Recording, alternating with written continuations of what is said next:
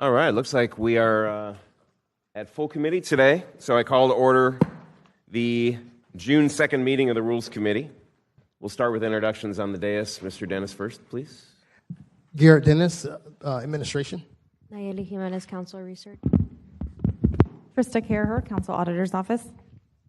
Good afternoon, Rockman Johnson, District 14, the West Side. Look, I created a new district, Mr. Chair. Michael Bullen, District 6. Terrence Freeman at large, Group 1. Nick Howland at large, Group 3. Good afternoon, Chris Miller at large, Group 5. Mike Gay, District 2. Matt Carlucci, Intimidator, Group 4 at large. Randy White, you're making me nervous already. District 12. Good afternoon, Rory Diamond, District 13, the Beaches, visiting. Will Lane in District 3, just west of the Beaches, visiting. There you go. All right, well, welcome, Mr. President, Mr. Diamond, Mr. Lane, and thank you for visiting. We have no presentations on the agenda today, which is great. So we'll start with public comment, then we'll get right into we have no submissions. Everyone got their comments out 2 weeks ago, I guess. Terrific. Then we'll go right into appointments. This is going to be great for all the appointees. What we're going to do today is start with item number 13, then go to 14, 16, and 17. So we'll start on page 9, I believe it is, item number 13. That's 2025-0350. That's the appointment of Mr. Charles Gibson as the new Chief of the Building Inspection Division, Public Works. We have a motion and a second on the bill. I will invite up Mr. Gibson, if you wouldn't mind coming up. Sir, if you wouldn't mind, introduce yourself, name, address, and your background, please. My name is Charles Gibson. I go by Chuck. 1827 Ormond Road here in Jacksonville, obviously. All right. Sir, tell us a little bit about your background and what qualifies you to be Chief of the Building Inspection Division. Well, I did a bunch of construction in Georgia for about 18 to 20 years. I went into the corporate world for a little bit, got some administration experience, came to work in Jacksonville in 2003, and been in the building department since then. Fantastic. And you have been actually acting chief for about 4 weeks or something like that? That's correct, sir. All right. Let's see. It looks like we have one question for Mr. Gibson. That's President Randy White. Not a question. I'll just like to be added as a co-sponsor, and we're very fortunate to get Mr. Gibson. He's the right man at the right time, has all the knowledge, is responsive, and just as the Morgan & Morgan commercial says, he's just nice. Thank you, Mr. Gibson. Thank you. All right, Mr. Carlucci, please, as a co-sponsor. We have two speakers on the queue. We'll start with Mr. Gay, followed by Dr. Johnson. Thank you, Mr. Chair. Through the chair to Mr. Gibson, I appreciate you coming and meeting with me and with our lengthy conversation, and appreciate all the information that you provided. And I look forward to a new day of dawning in the building department, to where we can get permits moving forward and doing what's needed in that department. So anything I can do, please contact me, and I'll be glad to help you out, and look forward to it. Thank you, sir. Count on it. Thank you, Mr. Gay. Over to Dr. Johnson. I want to echo those sentiments, Mr. Chair. Thank you. I wanted to, through the chair, thank you for Chuck taking some time to spend with me last week. A little longer than I think we both anticipated, but you gave me some great insight on what you do, so I'm really honored that you have wanted to stay with the city and continue to do this. And I look forward to working with you on improving even efficiency. So thanks for even coming up with those innovative ideas we talked about. Thank you, Mr. Chair. Thank you. Seeing no other speakers in the queue, before we open up the ballot and record your vote, I want to welcome Council President-elect Carrico to the dais. Thanks for visiting, sir. And with that, let's open the ballot and record your vote.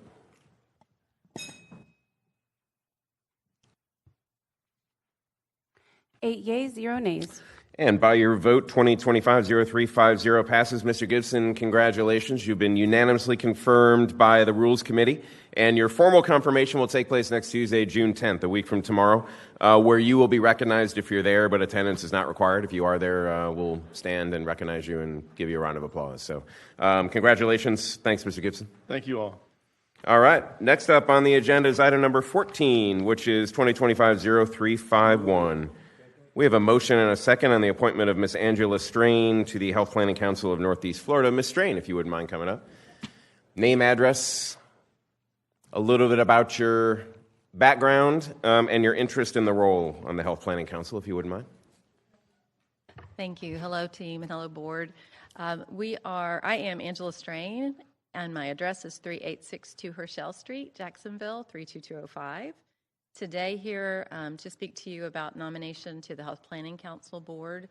I am delighted for this opportunity. I first met the Health Planning Council back in 2009 when I was working in 41 states in Florida to help bring health information technology to our primary care safety net folks. I have been working in data and systems in safety nets for, since 2001. I'm delighted for the opportunity to use some of that knowledge and experience on behalf of our community. All right. Thank you, Ms. Strain. So we have one speaker on the queue. It's Mr. Boylan. Sir? Thank you, Mr. Chair. Through the Chair, Ms. Strain. Angela, thank you so much for putting yourself forward in this process. I've worked with Angela, needless to say, very closely for a number of years in her role at We Care, and more importantly, it as the administrating organization for Jack's Care Connect. She's been an able provider for our community, working in collaboration with the free and charitable clinics in the area, and I think she's going to make a great addition to the council. Thank you. All right. Thank you, Mr. Boylan. Seeing no other speakers in the queue, let's open the ballot and record your vote.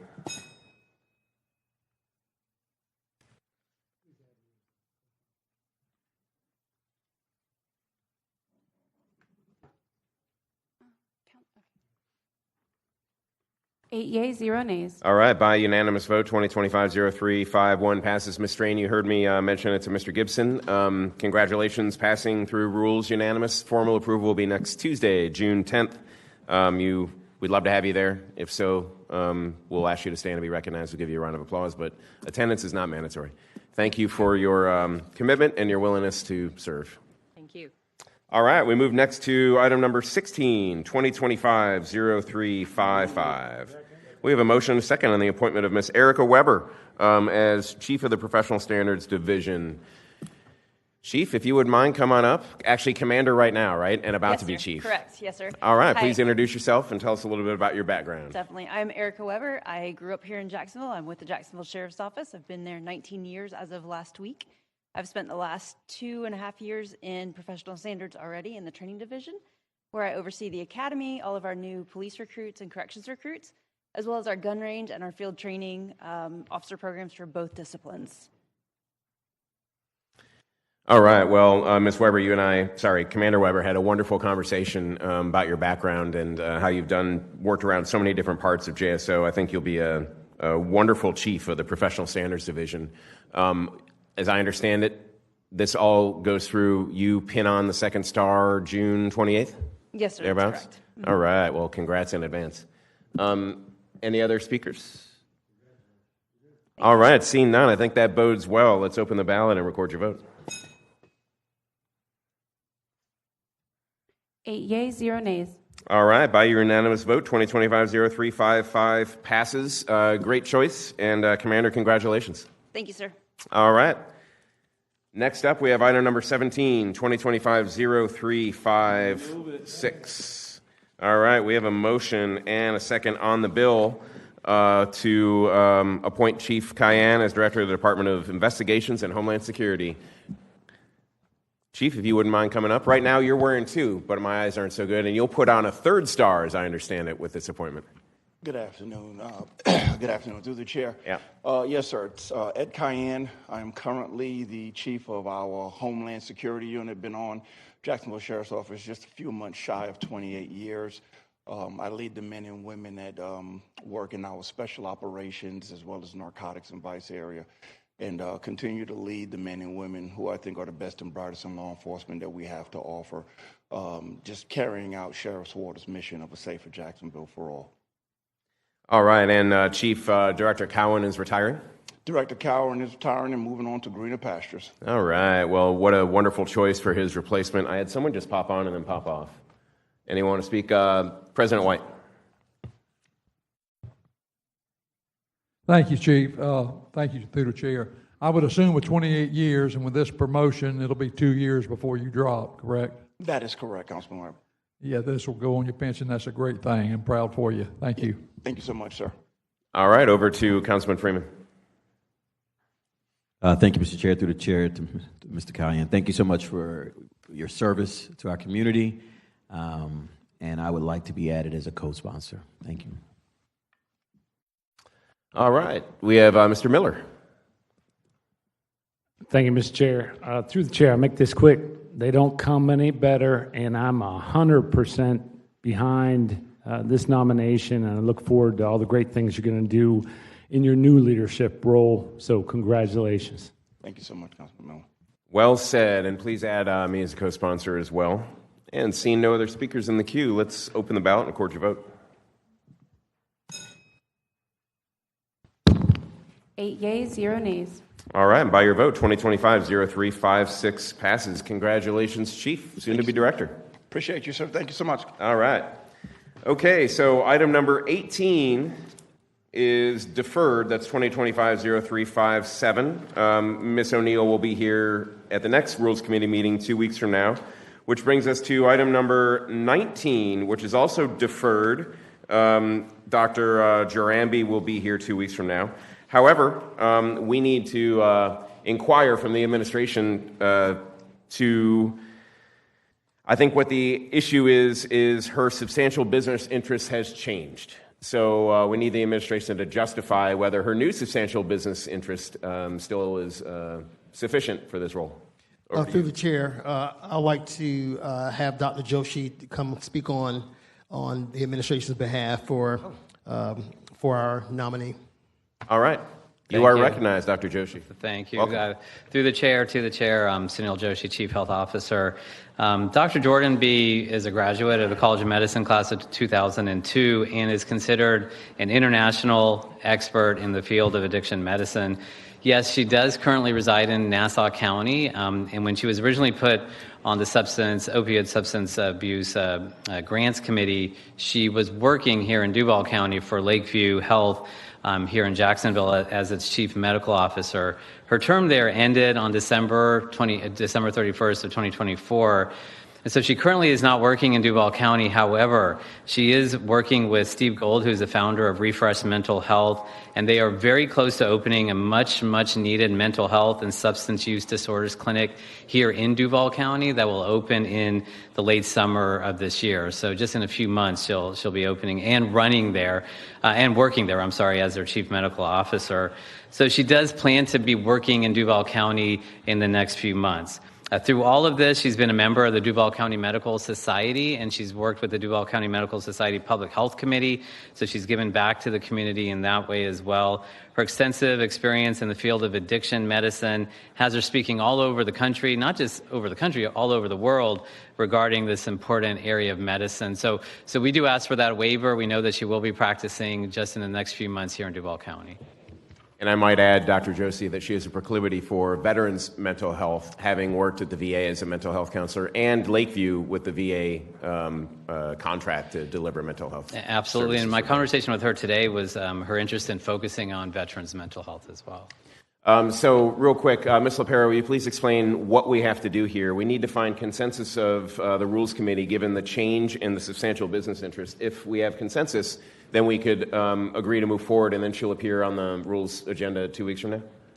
Can you explain? Through the chair to the committee, that's correct. You just need to establish her substantial business and or philanthropic interest in Duval County. And if you all are satisfied with that, then yes, at the next meeting she will appear before you to be interviewed. Okay. Then let's have a discussion. Rules Committee will start with Mr. Freeman on whether we feel and have consensus that she does indeed meet the standard with this new business interest. Thank you, Mr. Chair. I'll be brief. I'm going to be consistent with what I've said before regarding DIA. We were able to pass legislation that specifically curtailed for DIA, but not for other boards and commissions. I don't think it would be wise of this body to just do a blanket, every board, every commission can be filled by someone that's outside of the area. I wouldn't support that. But I'm just going to say it here before she comes before me. Until I get the confidence that we can't find someone from Duval County with the same resume and ability to add value to this board, I'm going to have a hard time. I won't support waiving it. So thank you. Ms. LaPera, are you newly on the queue? I am. If I could just interject real quick. So there's no waiver needed for this. And in fact, this board is governed by Chapter 50 of our ordinance code, which allows for either Duval residency or substantial economic or philanthropic interest. So it can be either or. There's no waiver needed. That, through the chair to Mr. Perry, that really helps a lot. Why are we having this discussion then? Through the chair to Councilmember Freeman, because the ordinance code requires it. The ordinance code requires that we have consensus about substantial business interests when it changes. Correct. You need to establish that she has that you're satisfied that it's a substantial economic or philanthropic interest. Okay. Anyone else want to weigh in from Rules Committee? I'm satisfied that she has substantial interest. Looks like you guys are too. We still have the chance. Now, this just allows us to get it back in the queue. We still have the chance to hear Dr. Durandi and vote up or down in Rules Committee. All right. I think we have consensus. I asked specifically earlier in the committee meeting if we had to take a vote, and I think the answer is no, we don't. We just have to get a bunch of heads nodding. That's how the ordinance code reads. Yeah, heads are nodding. All right, very good. Thank you, Dr. Joshi, for filling us in on that. With that, that reaches the end of the appointments, unless there's any that I'm missing. This is what we're going to do. We're going to start on number 11, which is Mr. Lanon's, then go to number 23, which is Mr. Carrico's, and then number 4, which is Mr. Diamond's, thus all of the visitors today. So let's turn to, in my book, number 11, which is on page 7. It's 2025-0337. We'll entertain a motion on the amendment. I think there's an amendment there, isn't there? Yep, we have a motion and a second on the amendment. Ms. Carrier. Through the chair to the committee, the amendment will revise the appropriation language to include the account names. We'll clarify within the CIP amendment language that we're also removing out-year funding of $335,000 from the Hodges Boulevard project. We'll attach revised Exhibit 2, which is the CIP sheets, to correct the funding for the Hodges Boulevard improvement project, and lastly, correct some Scrivener's errors. All right, seeing no speakers in the queue, any questions for Ms. Carrier on the amendment? Seeing none, let's vote verbally on the amendment. All in favor indicate by saying aye. Aye. All against say no. The amendment passes. We have a motion and a second on the bill as amended. Mr. Lanon. Thank you, Chair. And through the committee, this is simply appropriating more money to a CIP project in my district. In fact, of our $500 million CIP, this is my only one. It's a 2-year, $500,000 project. Unfortunately, once the design engineering phase started, they realized that it was not going to be a $500,000 project. It's looking closer to $3 million. I can talk about the project specifically if we want, but as far as the funding source, working with Public Works, I did have a project that recently came in below budget, and it always works out dollar for dollar to doing a transfer from the budget that came under to finish this. So there is no general fund impact, anything like that. It's just the transferring from one project to another. So from an overall budget perspective, it is cost neutral. And the project itself is to do intersection improvements on Hodges Boulevard, which has been identified through a previous traffic study done. And it is, by the city's own traffic count, the most congested street, at least that we track, that is in my district. Thank you. All right, thanks, Mr. Lane. And the only thing I heard in that whole comment was cost neutral, which I like. So wonderful. Thank you. And it's around the corner to me. Anyone else have any questions for Mr. Lanon? Ms. LaPera, comments on the bill? All right, we have a motion and a second on the bill as amended. Let's open the ballot and record your vote. 8 yeas, 0 nays. By your vote, 2025-0337 passes. Thank you, sir, for visiting. We move next to item number 23. And let me go over there. It is on page 12. It's 2025-0395. We have an emergency on this one. We have a motion and a second on the emergency. Ms. LaPera, Ms. Carrier, please explain the emergency. Through the chair to the committee, the nature of the emergency is in order to make these proposed changes before the end of the council year. Mr. Boylan, question on the emergency? Perhaps this question is for Councilmember Vice President Carrico with respect to entertaining the amendment offered by Councilman Carlucci at this morning's meeting. You want to vote? Just asking whether or not I want to vote on the emergency is whether or not that's going to be part of the consideration. Mr. Chairman? Let's have Mr. Carrico address it. Yep. Sure. I would be more than amenable to the amendment that was offered in neighborhoods today to eliminate the confirmation and elimination of the CEO by the City Council, if that appeases you. All right, no other comments on the emergency. We'll take that vote verbally. All in favor of the emergency indicate by saying aye. Aye. All against say no. Emergency passes. We have a motion and a second on the neighborhoods amendment. Ms. Carrier, please. Through the chair to the committee, the neighborhoods amendment did a couple things.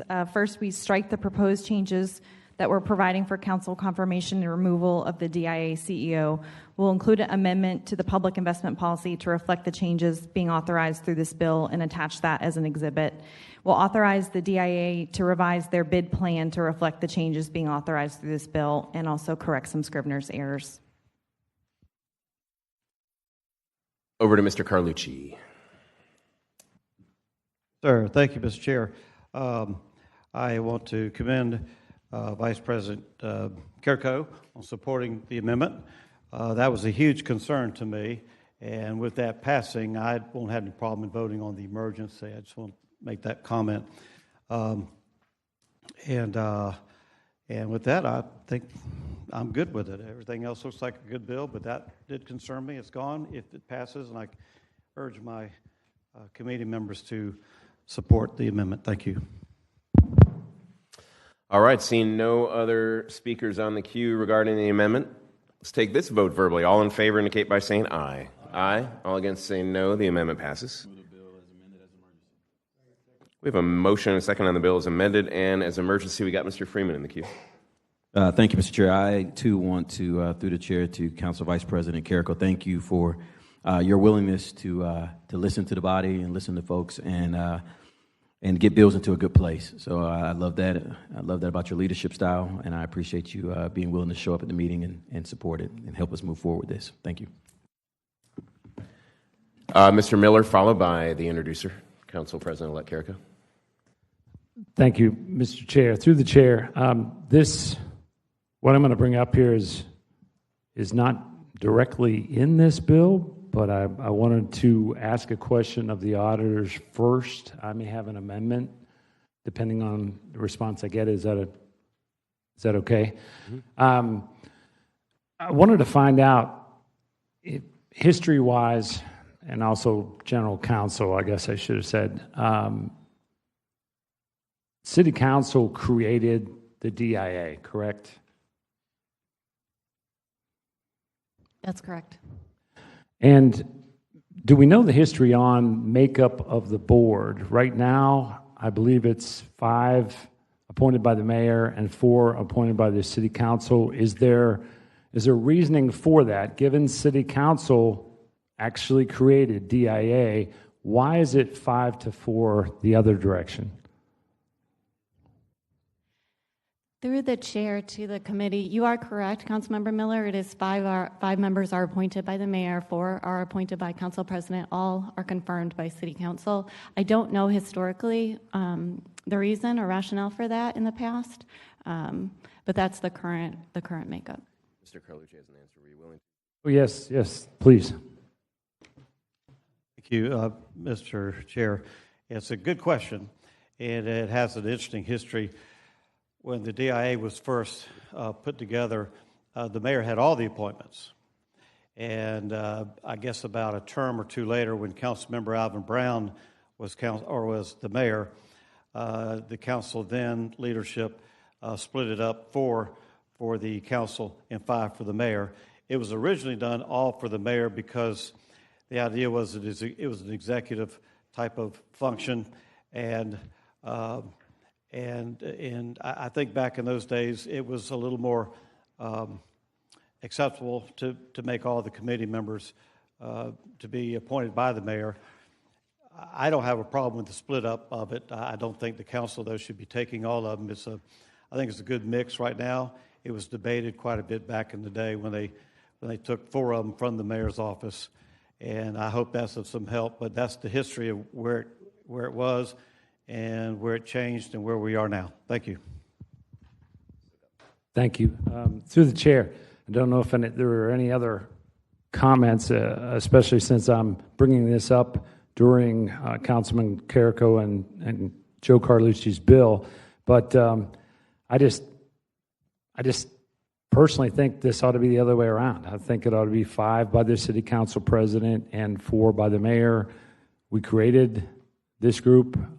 If we want to provide the input, the focus, the oversight, given we've backed off of some of the other suggested adjustments on the removal. There's been some movement there.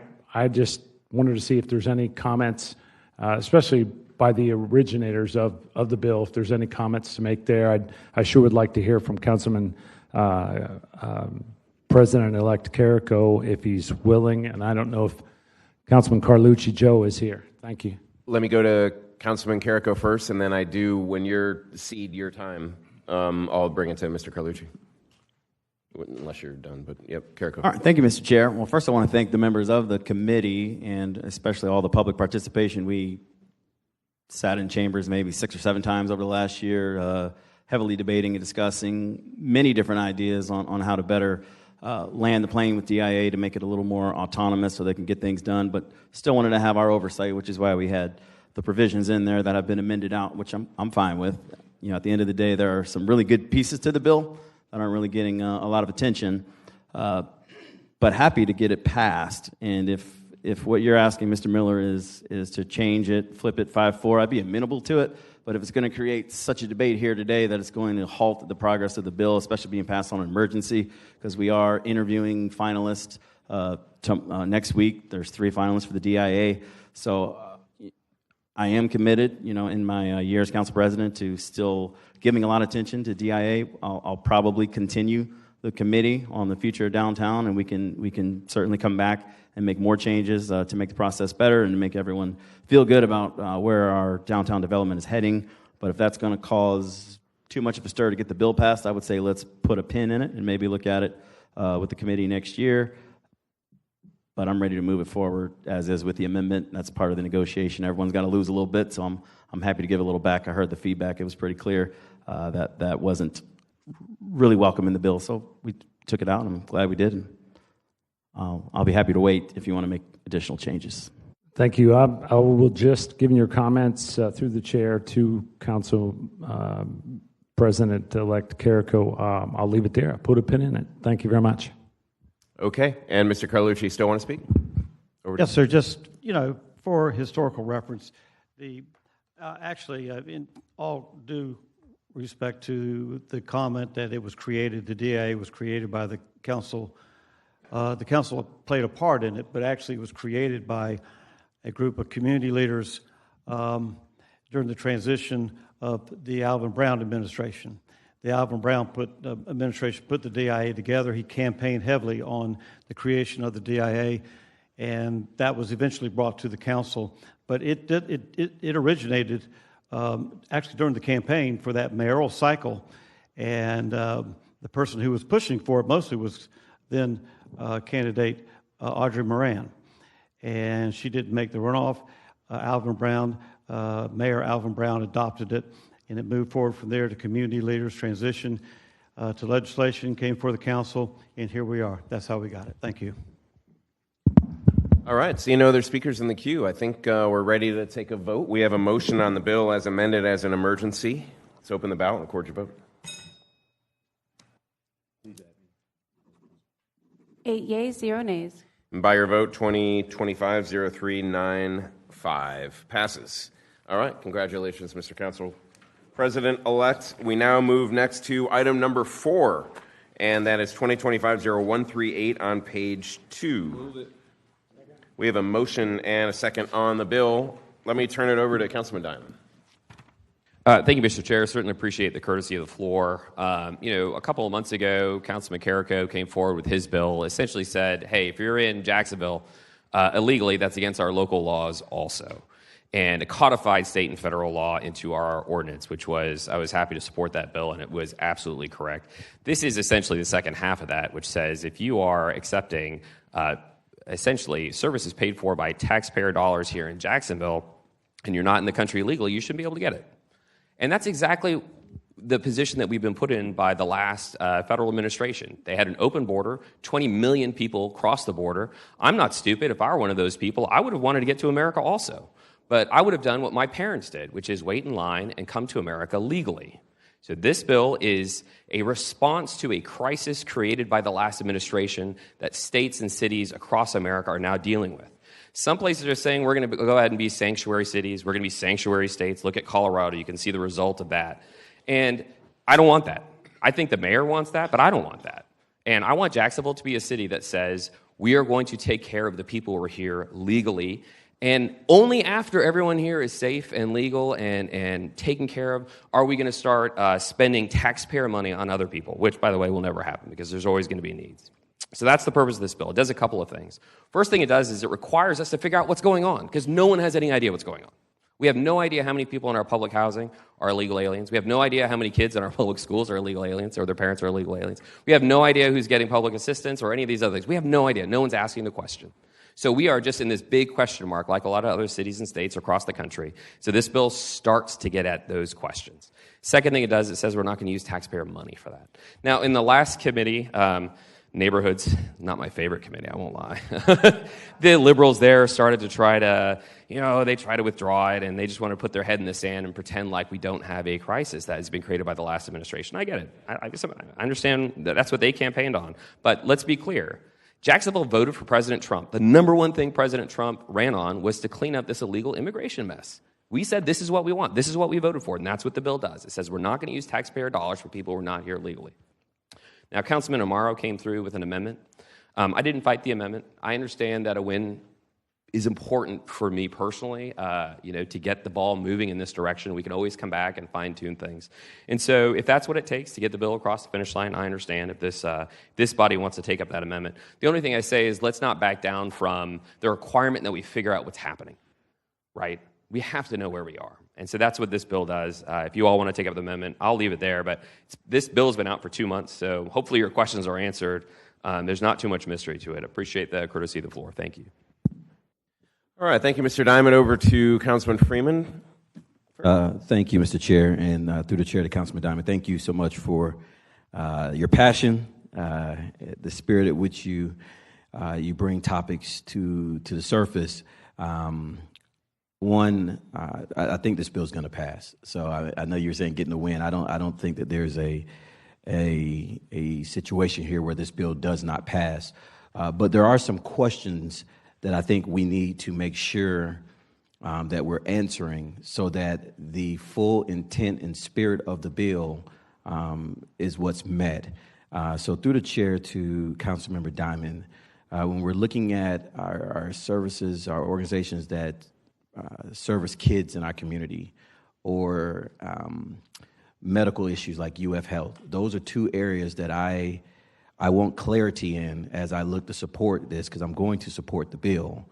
How do you propose that with the language in this bill here, we're able to ensure that when someone comes in with a medical condition at UF, and I believe that they are bound to treat them, that they're not in violation of a law that we pass? So I would love to hear your thoughts as an attorney, kind of a recommendation that we can do to protect UF in that scenario. Through the chair to Councilman Freeman. Look, you're asking the two best questions, I think, about this legislation. Spot on.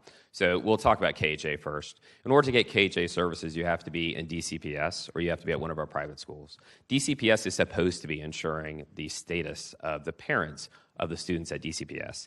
If they're not, that's a DCPS issue that they need to handle. And so this bill, in many ways, puts the onus on DCPS to wake up and figure out, are they following the law? They need to, right? I've talked to many members of that board. They want to. They know this legislation is coming through. They know that issue is out there, and they are addressing it. So that's the issue with KHA there. The one for UF Health it's a critical issue. Someone's here illegally, but they get in a car accident, and they're brought to the emergency room. No one's checking their ID, right? They are literally required by law. UF Health is to service those people, to get them stabilized, to get them to a place where they're not in critical care. After all that could be weeks. After all that, there is a requirement to figure out, okay, so who are you? How are you going to pay for health care? What's going on? I think, and Councilman Boylan kind of got to this in the last committee, and I wasn't in any way referencing you from the last committee, Councilman Boylan.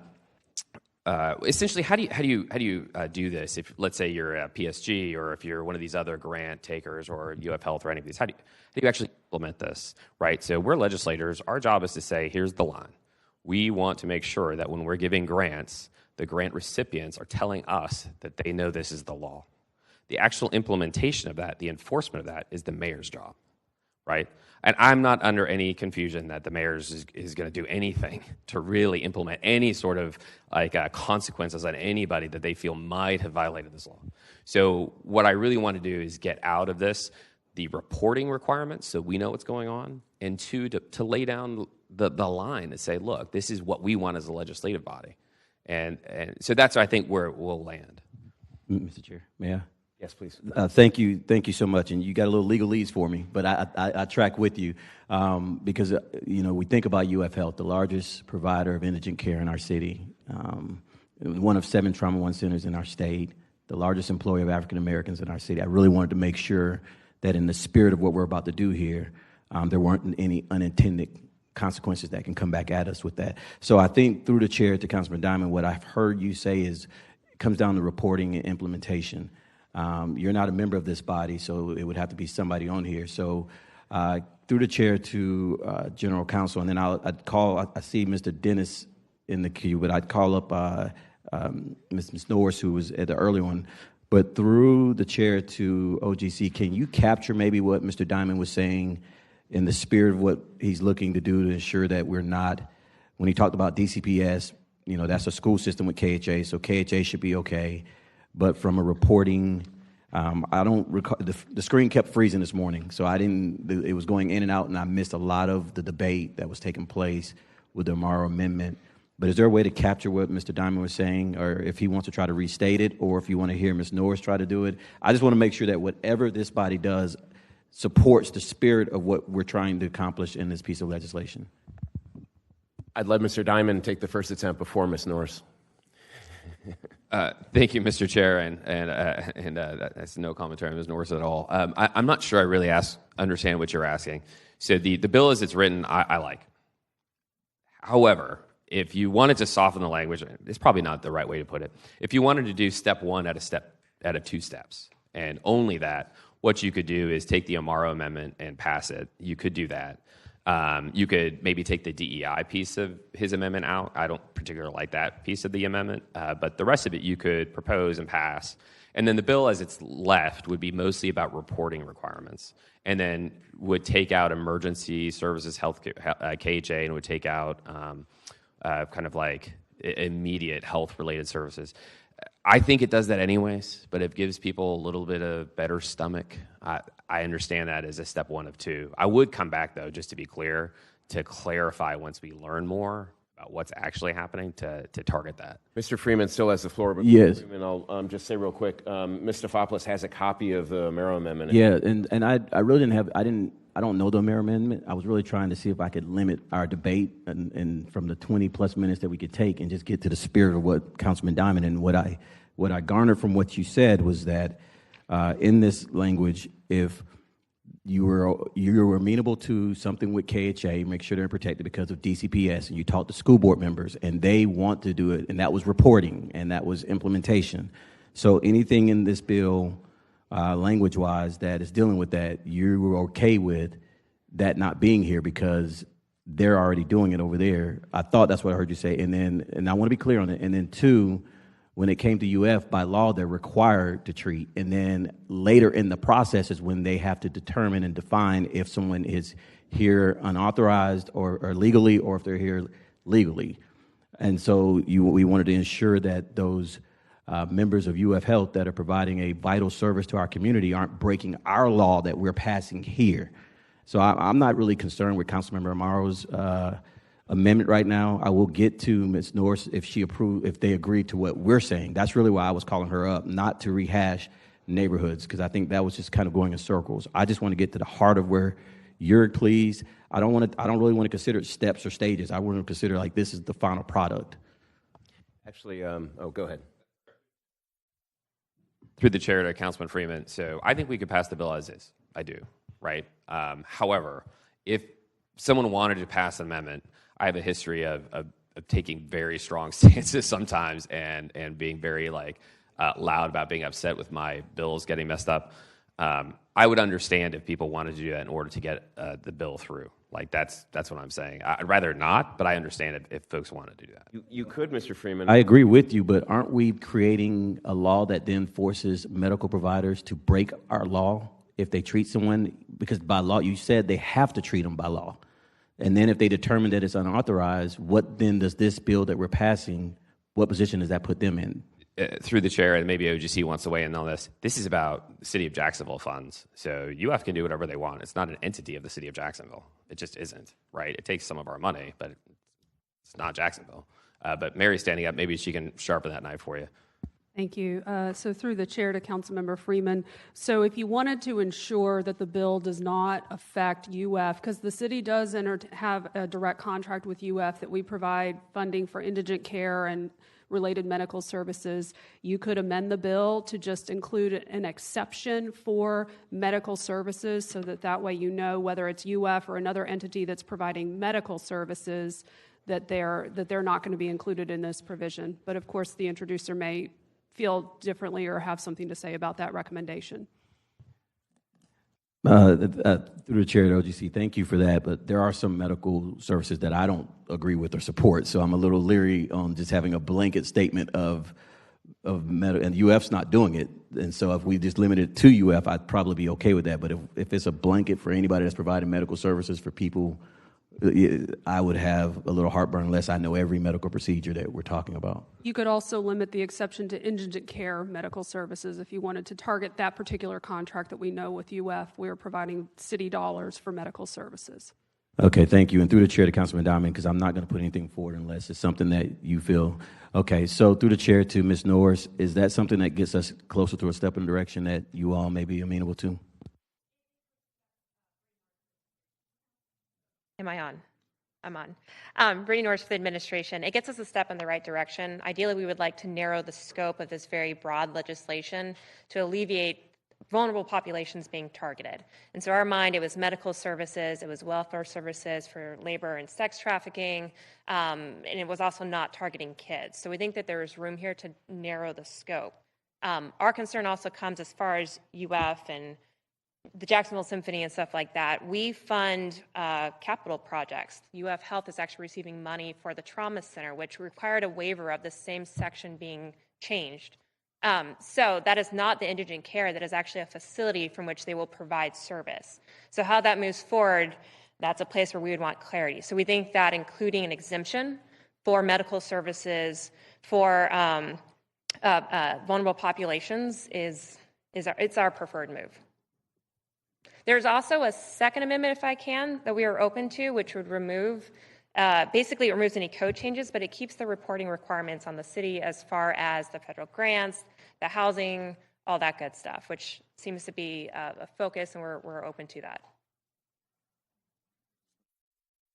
Okay, thank you, Ms. Norris, for that. Well, I know for me, Councilman Diamond, always a huge champion for making our city the safest and the best it can be. And so I trust them, and when it comes to the KHA piece with the school board, I'll definitely keep my ears open if Council Vice President, President-elect has anything else to say. But for me, I would, if it's okay, I would like to offer an amendment on the UF Health piece to ensure, and Councilman Diamond's going to have to help me with the legalese part, but to ensure that we are not putting our medical providers in violation of our law by passing it. I don't know how to word that, but that's what I would like to do, offer as an amendment if someone can help me. And I don't know if that's you, Councilman Diamond. I don't know if that's Mr. Perry, if it's, but that would be where I'm comfortable in adding an amendment. And if anybody else has more, I'm willing to listen. For clarity, over to Mr. Diamond to answer that. But for clarity, we have a $50 million contract with UF Health for indigent care, and that could potentially be what's exempted out by what you're getting at. Over to Mr. Diamond. Yeah, I mean, I think maybe to provide a little bit more clarity from the three things that Ms. Norris talked about. One, you could just exempt UF Health from this. I mean, that's the easiest way. The second is, I do think you ought to include the sex trafficking. If somebody was trafficked into Jacksonville, like, that's not their fault. So if there's some sort of any funding out there for them, like, I think that would make sense to take that out. Candidly, we just didn't think about it when we drafted the legislation. As soon as it was brought up, I was like, oh, that's definitely coming out one way or the other. And the third is you could just exempt KHA for a year until we figure out what they're doing and the school board has a moment. So those are just quick 3 ideas. So moved.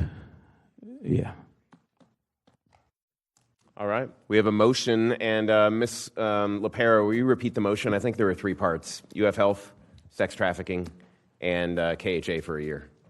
Yes, through the chair to the committee, it would carve out UF Health and make them exempt from this provision. It would exempt labor and sex trafficking victims and people who provide such services to them, and exempt KHA for a period of 1 year. All right. Everyone who's on the queue, please stay on the queue. I'm going to go down the names and ask if you want to speak on the amendment before we vote on it. Was there a second on the amendment? Yeah, there's a second now.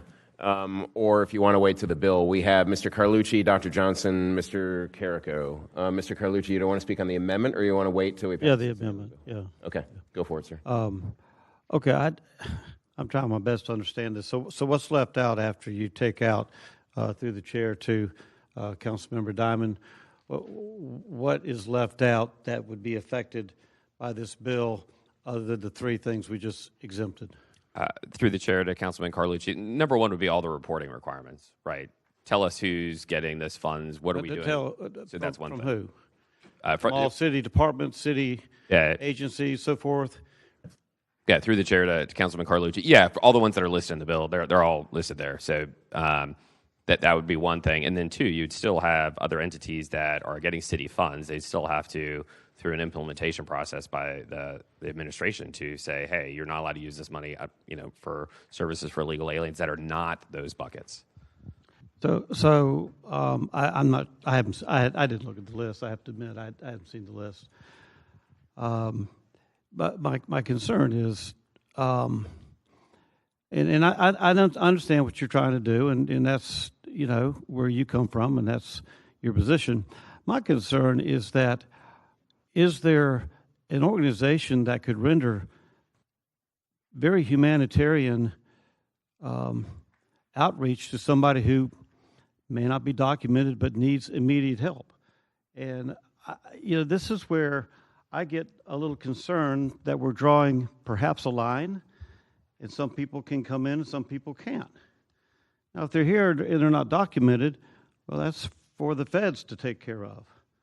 But it just concerns me that if the parent of a child, if a family needed some assistance, they're not documented, they're still human beings that live and coexist with us. And I got to tell you, many of them provide a heck of a good value in service to our community in all kinds of fields.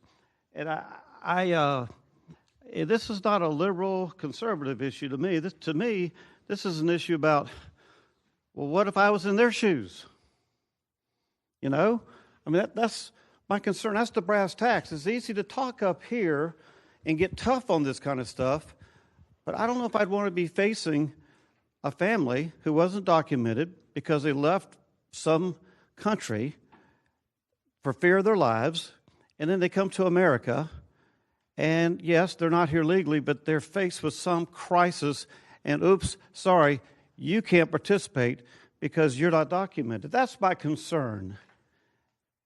That is my concern. And I think somewhere along the line, anyway, that's my concern. If anybody wants to say I'm wrong, or if my philosophy is not, doesn't have any value, I'm all ears. But I tend to look at these things in terms of, this is law, but what are the values that we care about in America?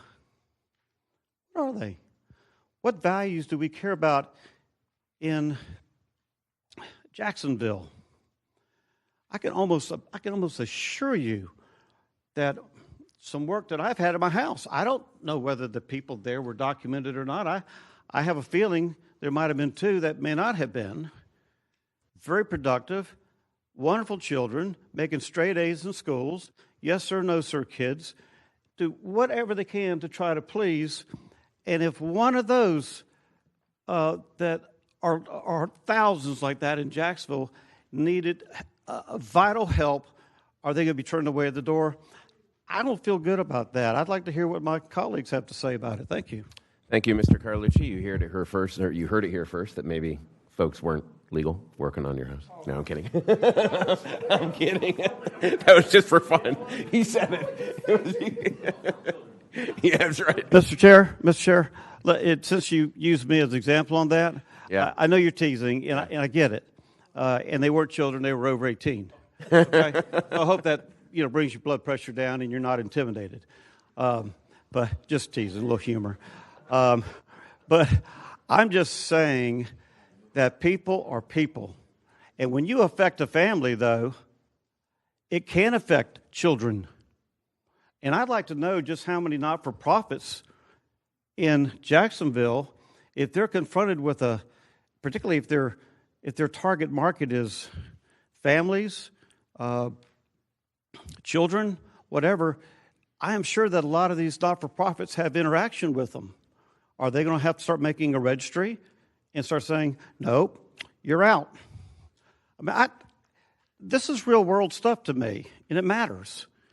That's all I got to say. Thank you, Mr. Carlucci. I'll note we are speaking on the amendment, which has those three parts. So, Dr. Johnson and Mr. Carrico, do you want to speak on the amendment? I still needed a little clarification, Mr. Chair. I'm on the bill because I'm not fully aware, and I'm still trying to get through it, of Councilman Amaro's amendments, right, that he put on it. A couple months ago when Councilman Diamond initially proposed this piece of legislation, I kind of went through it with a fine-tooth comb, and I had some amended language, but I'm not sure. I think I would probably add it, not obviously at the amendment, but during the bill.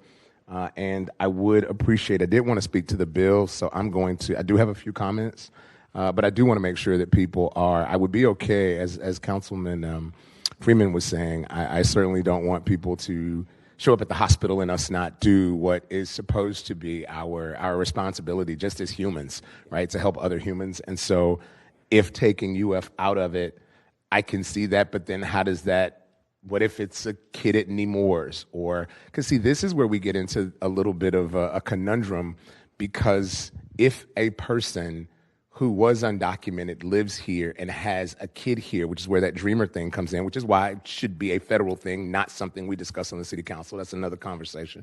But if there's a dreamer that is here and they, in many cases, don't even know that their parents are not in this country legally, we end up with this conundrum of saying, hey, we're helping the Nemours or the other different, and that's just what's top of mind, but those other different facilities that help with health care, you don't want to put them in a space where either we can't help them or they can't help people. And that's what's a little confusing for me right now. And for Dr. Johnson's sake, maybe I'll turn to Ms. LaPera or Ms. Stefopoulos for this. Nemours wouldn't be considered or affected by this contract, right? Because it's only services or contracts let by the city. And unless we have a contract with Nemours, that's private organization willing to use services however it wants. Through the chair, that's correct. This would only impact recipients of city funds and city dollars. Thank you, Mr. Chair. And that's true, with all due respect. But if this piece of legislation passes, as we know, there are other organizations that we could help, and I have to use whatever foresight that I can. Yeah. I don't want to restrict the opportunity for us to help, whether it be the Mayo Clinic or whatever. There are organizations that may receive funds from the city, and we're now restricting them. This weekend, my church, the Catholic Church, had the black and white soiree where they were raising money. I'm sure some of the people that are helped through Catholic charities possibly were undocumented.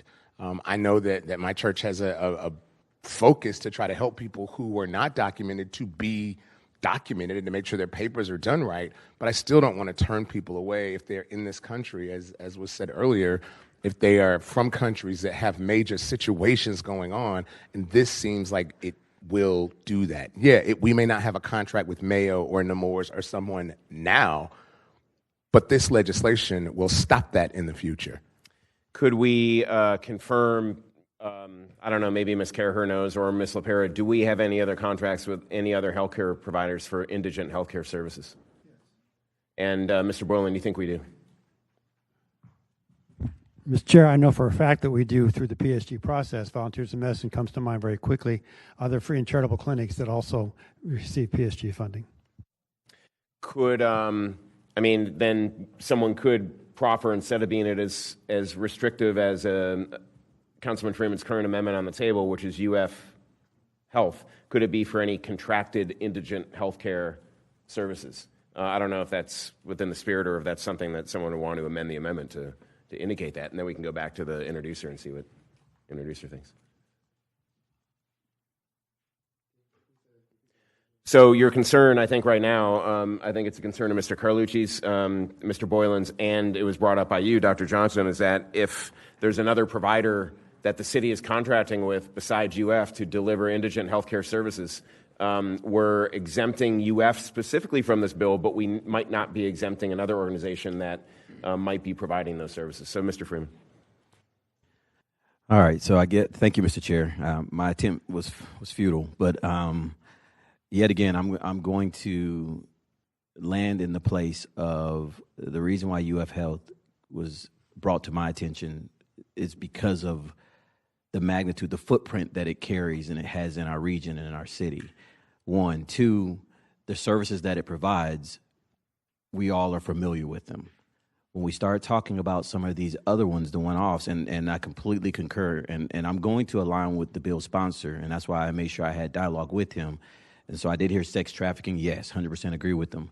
We start talking about some of these other organizations, now we're starting to get into what are the services they provide. What qualifies it? Yes, I have a hard line on some services that organizations provide, and that's not a time this is not the time for that debate. I don't think that was the spirit of this bill, and so if those organizations are negatively affected by this, through the chair to OGC, and a council member wanted to provide funds for those organizations, could they not come with a waiver at a later date? If and when this bill passed, if one of these organizations that I'm hearing may be left out or excluded, are we limited as a body from here on out in perpetuity of not being able to fund them if they needed it, if the will of that body at that time was interested in funding them? Through the chair to Councilmember Freeman, I'm certain there's a mechanism we could do that. It might require a code change, and we'd have to. It depends what ends up happening with this bill specifically, and then what kind of situation we're talking about in the future. But I'm certain there is some mechanism by which we could do that. Yes, ma'am. And I threw a softball. That was kind of a rhetorical question, but I wanted to put that out there. Is that with 10 votes you can move a mountain up here, and so for me, I believe that.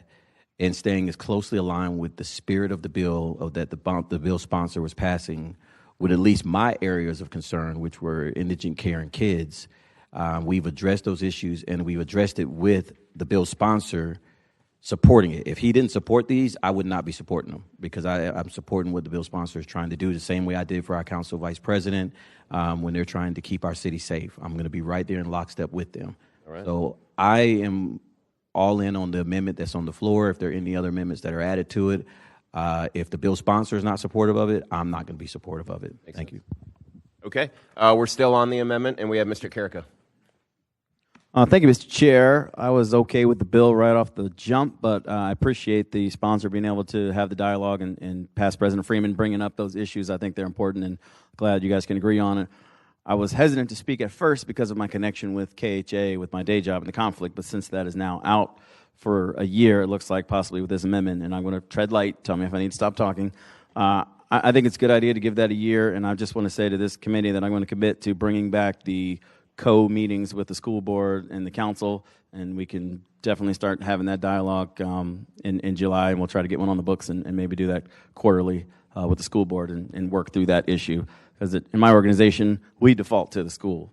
When they get an application in to have an after-school or summer program with my organization, we look at their school ID number, we use that as verification, and that's our only step right now. So if it lies in the school board, we need to work with them and see that they're putting out all the effort to make sure that we're not spending money on things that we shouldn't. Thank you. Thank you, sir. Over to Mr. Boylan on the amendment. I think we're heading down a path here, and I'd like to, through the chair, to speak to Mr. Diamond about the prospect of this. I think we're recognizing and acknowledging some of the unintended consequences of this bill. And I like the reporting component of this, to get a handle on just exactly how many unauthorized aliens, if you will, or individuals that we are supporting through the various programs. So if you step back to say step one in this process is to make like a determination through the reporting process to the administration and others, just to say how many people are we servicing that through with city funds. Keep in mind too that in the context of many of these people, although they may be unauthorized immigrants to our community, they probably still are taxpayers in some form or fashion. Would it make sense to step back a little bit and say just how real is this problem for us? And so the monitoring requirements that you're asking for, the reporting requirements you're asking for, seems to make more sense to go down that road first before we cherry pick or pick and choose as to what organizations we're going to exempt from this either permanently or temporarily. So temporarily. Councilman Diamond, would you give some thought or consideration to the idea of putting this into place as a step one of a process to make determination as to how critical this issue is? Through the chair to Councilman Boylan, I appreciate the question. I think it's upside down, though. It's not the unintended consequences of the bill that I wrote. It's the unintended consequences of 20 million people coming across an open border and the burden that's put on our city, right? That's what it's addressing. That was the mistake that was made. That was the bad policy. Now, not just Jacksonville, but everybody's dealing with this, right? And everybody's having to write bills like this, and they're uncomfortable. They're hard. It's hard to say no to somebody who's a human being, right? But at the same time, if we don't write laws that say the laws matter, if there are no consequences to the laws in Jacksonville, then we become a sanctuary city, and we burden our taxpayers, we burden our police, we burden our fire, we burden our hospitals, and it becomes a massive problem, which is the opposite policy decision other people made. So I appreciate the spirit of what you're saying, 100%. Like, let's go figure out how big of a mountain we're trying to climb. But the answer for me would be no. I'm ready to go with this bill. And it wasn't unintended consequences, other than sex trafficking, which I didn't think of, because those people are not here on purpose and absolutely want to give them services, right? Let's get them help. Everything else was fully intended. I knew what the law was about UF Health. I think the bill is fine the way it's written. I knew what the law was with KJ. I think it's fine the way it's written. But if it gave people more comfort, I was fine to do that. All right. Okay. Mr. Dennis, are you on the amendment? I'll give you the... No? All right. Let's take a vote on the amendment verbally. All in favor of the Freeman amendment indicate by saying aye. Aye. All against say no. No. All right. The amendment passes. We'll entertain a... Yep. We have a motion on the bill as amended. Second. All right. We have a second. Now in the queue, Mr. Diamond, do you care to speak again? All right. We have Dr. Johnson followed by Mr. Dennis. Thank you, Mr. Chair. While I do appreciate my colleague and his work toward this, I find that what he's said is just not rooted in reality. When I look at the things that are said, they seem to be partisan talking points and thus nonsensical. It says here that we were dealing, and I must say that as we deal with this bill, that we were dealing with an open border situation. That's just not true. It may be in his limited view of the world as to what it is, but unfortunately, that's just not, again, in reality. It was not an open border situation, and it wasn't a crisis. In fact, some of the research shows that there were only 324 people that came into this city that were estimated to be illegal. So the 20 million number that my colleague continues to bring up just, again, is nonsensical. It also looks to be that there are federal laws with public housing and public assistance.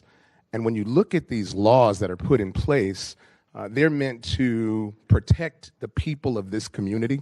And when I say this community, I mean the people of America. These federal laws are put in place so that people who are not here legally don't get access to those services.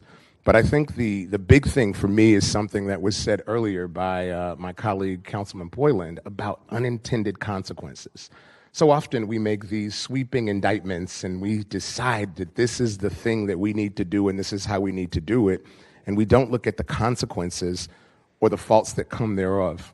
I spoke earlier as well about those people who may not even know, and I happened to run into someone in that space, not recently, but it happened. A person that I was working out with at the gym, Mr. Chair, the guy didn't know that his parents had him in the United States illegally, had gone to school, had done all the things you were supposed to do. And until he went to try to go to school and work and get his birth certificate and do all the things that you do when moving forward in life, he didn't know that his parents had come to this country illegally.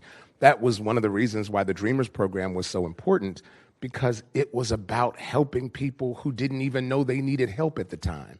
And so when I look at a piece of legislation like this, where we blanket and attack organizations that are already taxed with a great deal of work to do, I think we must be more intelligent in the work that we do. We must do more research and understand that we are coming from a place of reality and of trying to help people. My first responsibility is to help our citizens, is to make sure that I'm a good steward of taxpayer dollars. But at the end of the day, I'm still human.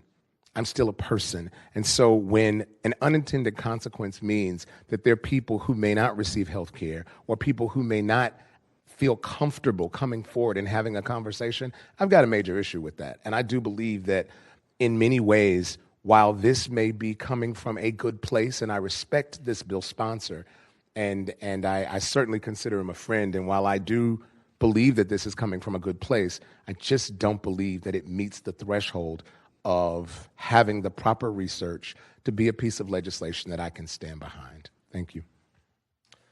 All right, and with that, in the queue, we have Mr. Carlucci, followed by Mr. Freeman, and then the administration's coming up at the end there. Thank you, Mr. Chair. I can't support this. It's like a one-size-fits-all, and it's not a one-size-fits-all issue. I think it's going to be very cumbersome, and I think it's placing a real burden on cities, not-for-profits, and hospitals and everything else for something that really belongs to the federal government. But most of all, the comment of unintended consequences. You know what? Look, people came through that border under several presidents, including our present president. No disrespect to our present president or any other presidents. We've all contributed to the problem, but it's because people will do anything in the world they can to give their family a future. And I am not for turning away people who really need help. If they're trying to take advantage of the system, turn them away. That's wrong. But if people are trying to find a way to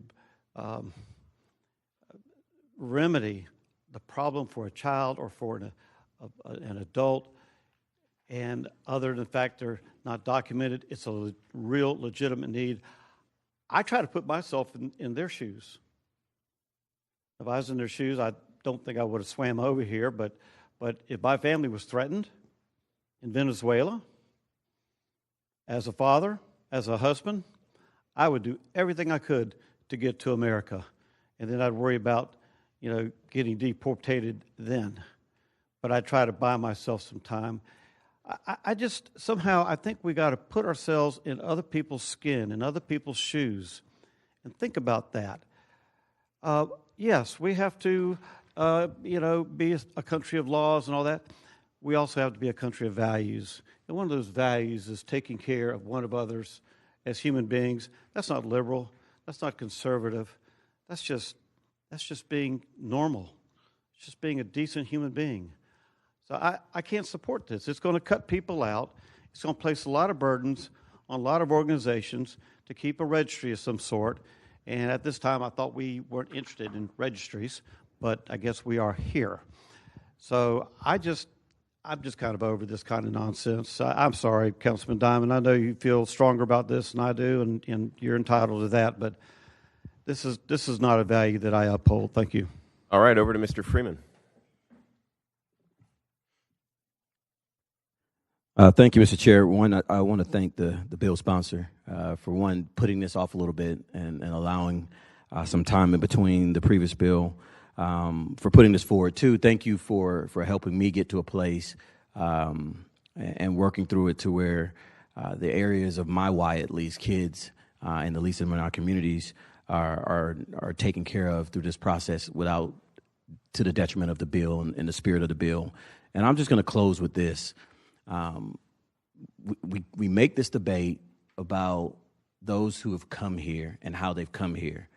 And listen, I respect everyone's opinions and their thoughts on it, but what I think is most overlooked are the babies that were born in Jacksonville, Florida, that go to bed hungry at night, the families that aren't able to put food on the table. We're talking more about people who have come here and for whatever their reasons may be, but we keep turning our backs on those that are here. And that's why in this debate, I get a little upset that we're neglecting that. And so therefore, if policies like this save dollars for the city, that we can put more into our kids that were born and raised in our city that are facing some challenges and helping them reach their fullest potential, then sign me up for it all day. So I want to thank the bill sponsor. I would like to be added as a co-sponsor. Thank you. All right. Mr. Carlucci, can we keep it to 2 minutes or less, please? All right. Thank you for the opportunity. I appreciate it. It's very kind of you. This is not about one versus the other. This is not about our children or their children. It's about all children. And everybody has an opportunity. And you can shake your head no all you want to, as some of the council members who are shaking their head, but I have been on the front lines of this, and I've seen it. And if this bill passes, I can tell you one thing: it's not going to be both ways. It's going to be one way, and somebody's going to be left out. But everybody has a chance to receive services from the city of Jacksonville. Everybody does, and if they're not, then we ought to be doing something about it up here. But we talk a lot about food deserts and crime and safety and protecting our families up here. We talk much more about that than we do undocumented immigrants. But these are all human beings, and they all deserve our care and our compassion and our love. Thank you. Okay, over to the administration, Mr. Dennis. Thank you. Through the chair, there's a couple things that I want to bring out. Number one, at the beginning of the bill sponsors, Councilman Diamond's comments, he said that Mayor Deegan wants a sanctuary city, and it's making Jacksonville a sanctuary city. I just want to go on the record from the administration that is just not true. The Mayor Deegan has never declared city of Jacksonville as a sanctuary city. Also, just want to put on the record that Mayor Deegan and her administration upholds the law. She's taken oath to abide by the law and to enforce the law. So I just want to put that on the record. And then also, the administration would like to add, if you'd like to do amendment for any organization knowingly serves undocumented immigrants, undocumented persons that may help this debate go well or move smoother, and we'll be open to that. Thank you. Okay, that brought more people on the queue. We're going to limit everything to 2 minutes now. Mr. Boylan, followed by Dr. Johnson. Mr. Dennis was reading my mind. I was focusing now very quickly on the CSG component of this. And there's language here. It says, a recipient of cultural services grants funds shall be prohibited from, and I offer the amendment, the insertion of the word knowingly using any city funds for the provision of. This is not going to be enforceable to any other way. You take a look at the prospect of WJCT having unauthorized aliens watching WJCT, or people attending the symphony or the Florida Theater. So I think the insertion of the word knowingly as part of that section C on page 7 of the bill, I would like to offer that as an amendment. Can you repeat the amendment, please, sir? So I'm just adding the word knowingly. A recipient of cultural services grant shall be prohibited from knowingly using any city funds for the provision of services, etc. Mr. Diamond, do you care to comment on that? Through the chair, we have a second from Dr. Johnson. I don't necessarily oppose it. Maybe, and I understand what you're trying to do, Councilman Boylan. Perhaps as it may provide a mechanism by which our nonprofit community won't be having a freak out. Again, I kind of want them to have a freak out and think about how they're spending our taxpayer money. Like, candidly, that's part of the bill, is to set a marker saying we're not doing this. So knowingly is a standard that's very high under the law. I want to oppose it in this committee, but I'd like to think about it before finance tomorrow. So if you all want to adopt it, we can look at it in finance. But today I would say no thank you, but I'm certainly willing to look at it for finance. I'm not saying like this is the worst thing in the world. Dr. Johnson, is that on the Boylan Amendment, or do you want to wait till we take a vote on the Boylan Amendment? Okay. Let's take this vote by hand. Actually, before we go, Ms. LaPera, will you tell me exactly where the knowingly comes into play here? Once Ms. LaPera is done. Through the chair to the committee, so the Boylan Amendment would add the word knowingly, following the word prohibited from. It would insert the word prohibited from knowingly using city funds. Okay. But only as it pertains to the cultural services. Grant funds, only as it pertains to the cultural services grant funds. That's my understanding of the Boylan Amendment. Mr. Boylan could clarify if needed. That's exactly right, sir. Speaking specifically to the CSG grant program. Okay, we have Dr. Johnson and Mr. Freeman. Anyone on the amendment? Are you on? I'm on the amendment. I have a question. Yeah, I have a question. Okay. Yeah, my question through the chair to, I'm not sure who, but if you could answer this for me, basically using the language that's put in with that knowingly space, if there is a place that knowingly, that again, services could be, again, broad. So if there's a place that is working with someone, and then you find out that they are undocumented, but you've helped them, does that then put you in violation? Because you now know, does that mean you stop helping services? That's where this gets a little confusing for me. Over to Ms. LaPera to answer that question. Through the chair to Dr. Johnson, so the onus would be on proving whether someone knowingly provided services, right? So you'd have to be able to show that the person knowingly used city funds to provide services to undocumented or illegal aliens.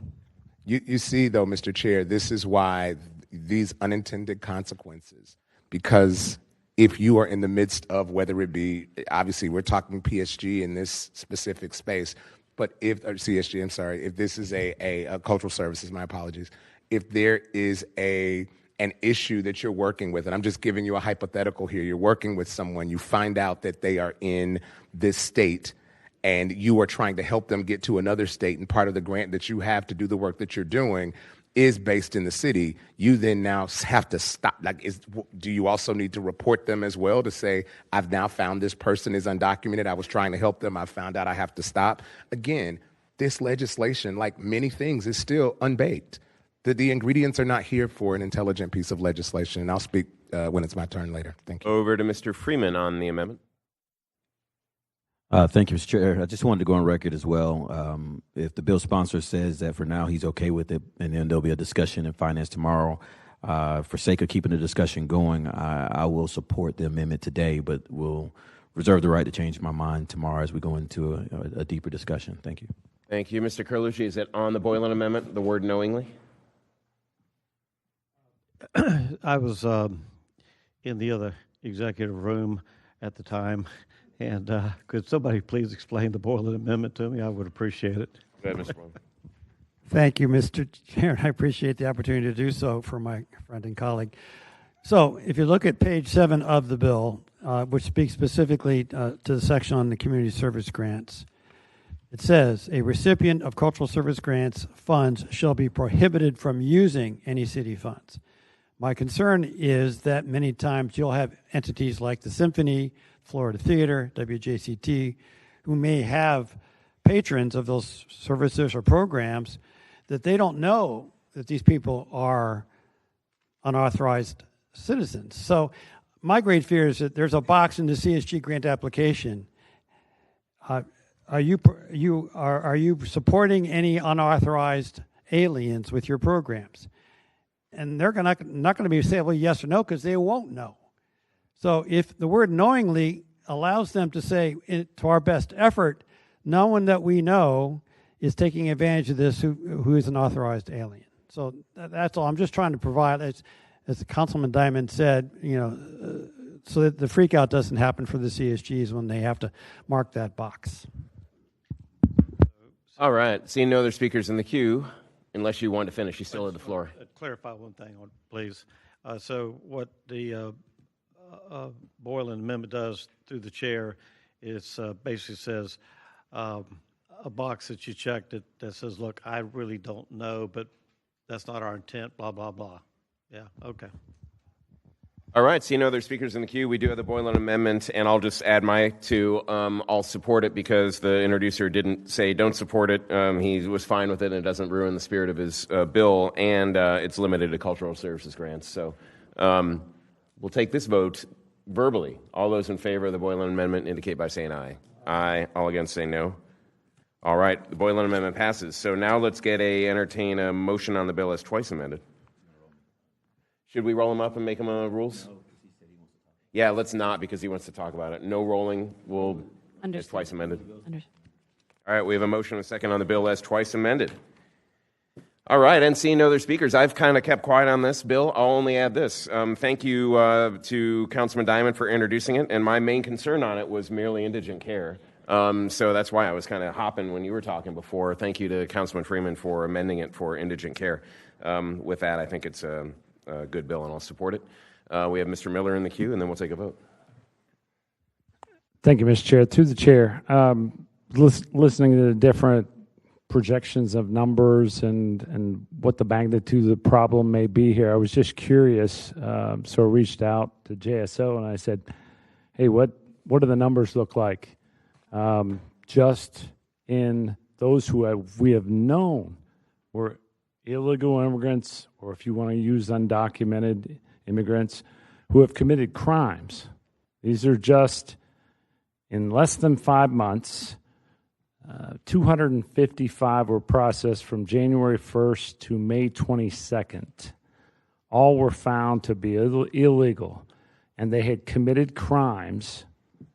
So we want to start talking about it's not a problem. There's 324 or less just here. And so are we making something out of a problem that isn't there? Just want to put it in context. Thank you very much. All right, 2 minutes, everyone who's already spoken. Dr. Johnson, you're up.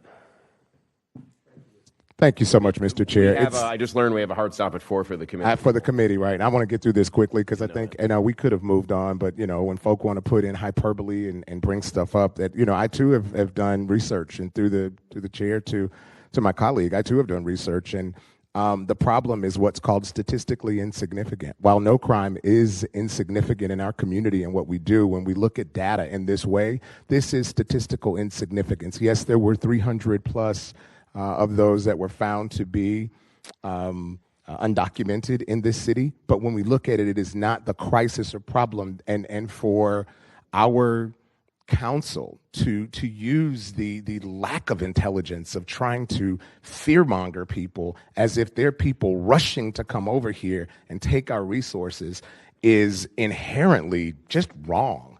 I don't see how we could do that. As I look, I do have a page of amendments. I'm not going to propose them because I do not believe that they will pass. I still don't think this legislation is completely baked. While I do see some merits in it, and I appreciate Councilman Diamond for making this and trying to find a way to a better space, I still don't think that the merits that are presented equal the legislation that has been presented. And so I think, we're still just wrong. But those numbers, while some of them, while they are correct, I spoke to people. When I did the initial deep dive into this, I called INS, I called or the ICE group. I looked at those numbers. I pulled federal data from all kinds of working groups. So for us to sit up here and say that there's this preponderance of this happening in Jacksonville is just completely untrue. Thank you. All right. Seeing no other speakers in the queue, we have a motion on the bill as twice amended. You said something about you're good? Okay, let's open the ballot and record your vote. I know. 5 yeas, 2 nays. And you didn't get to vote?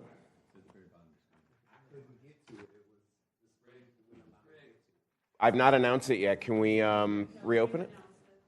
Oh, she announced it. Okay. So do we have a motion to reconsider? And we have a second to move to reconsider. Let's take the...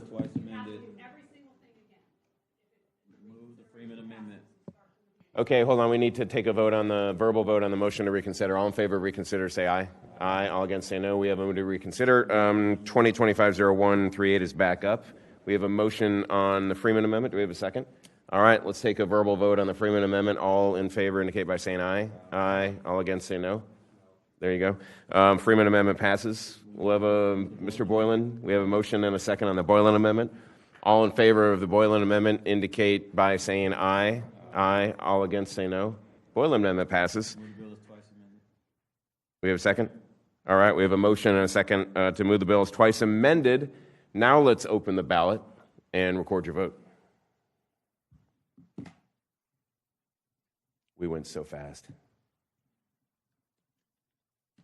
Do you see it down there, Rockman?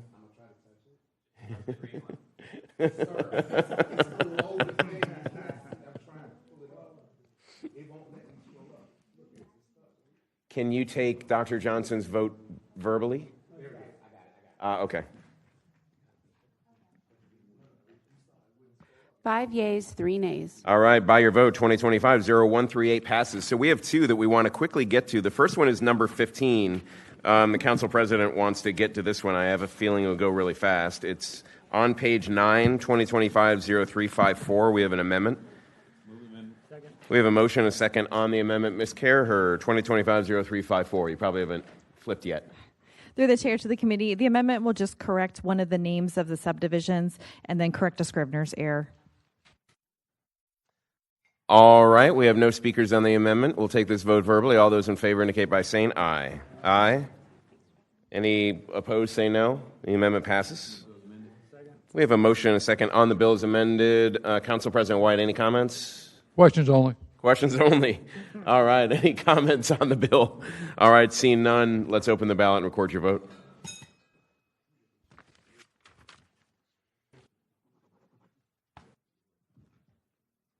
Eight yeas, 0 nays. By your vote, 2025-0354 passes. We'll next move to the last one out of order, which is item number 10. It's Councilwoman Clark Murray's bill, 2025-0331 on page 7. We have a motion and a second on the bill. Councilwoman, do you care to explain it? And by the way, I should have announced you when you got here. Welcome, just visiting Councilwoman Clark Murray. Thank you, Chair. I think if you watched Neighborhoods this morning, I did explain the bill, but if there are any questions, I'm very happy to answer any questions any of the committee members may have regarding it. And if I did give you a portfolio that contains the honoree's name, some information about the honoree, the location.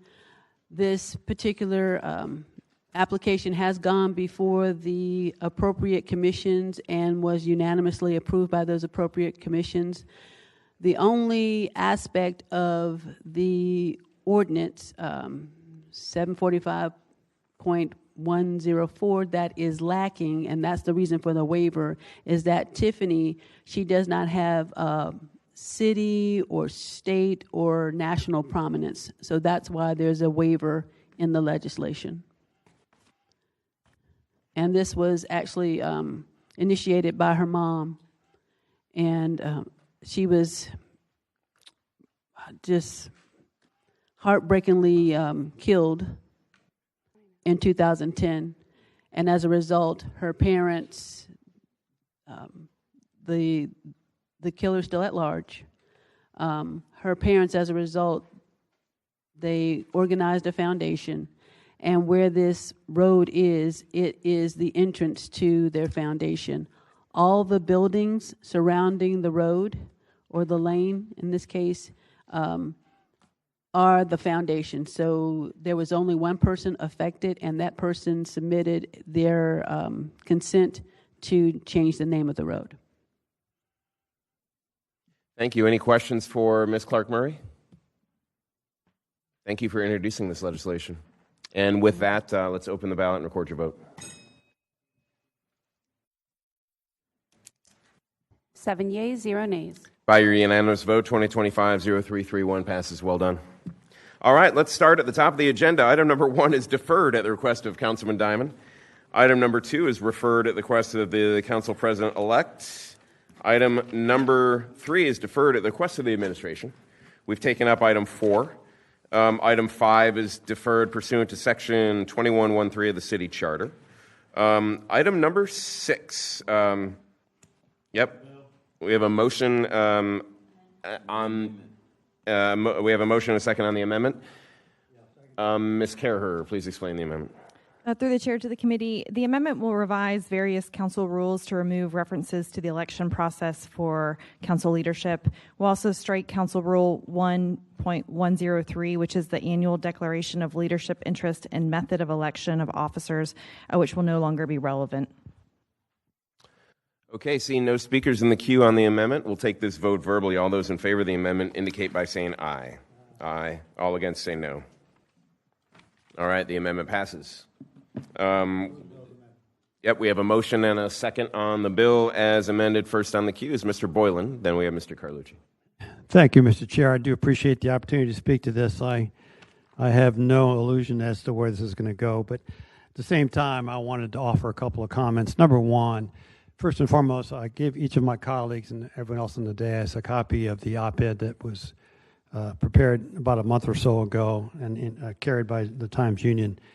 I made a point there, and I want to make it here, that this is not a reflection on the current leadership, past leadership, or future leadership. It really is about speaking to a process, as we title it, letting the people speak.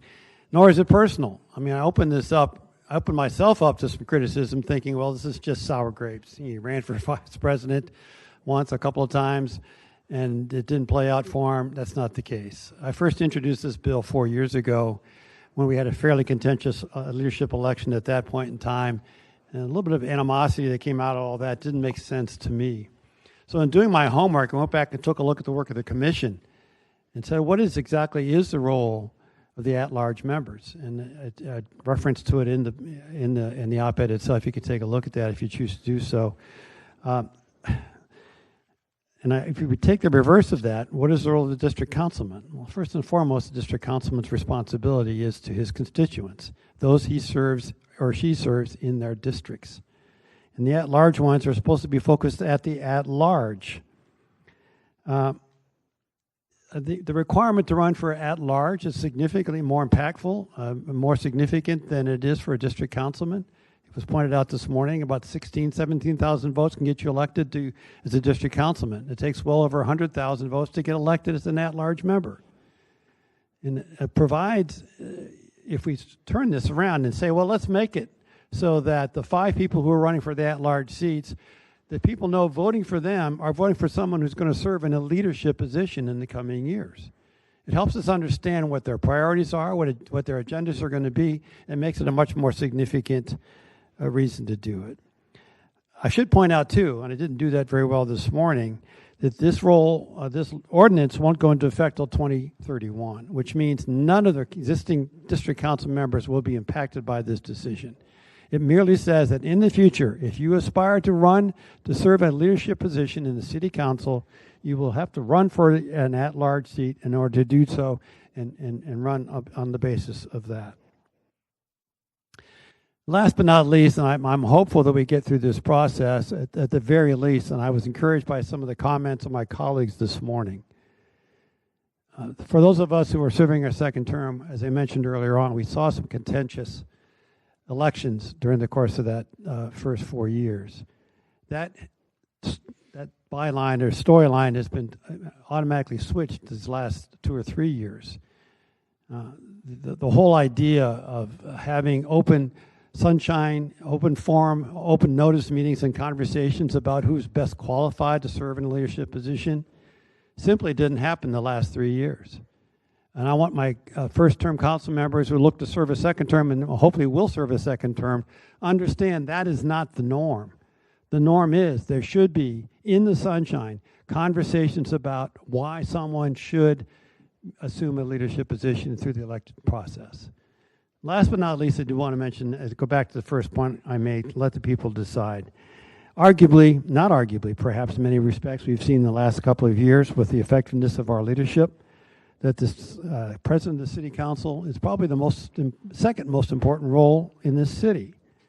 And for that to be decided by 10 individual members of the council, to me, seems to be a little short-sighted in how we look.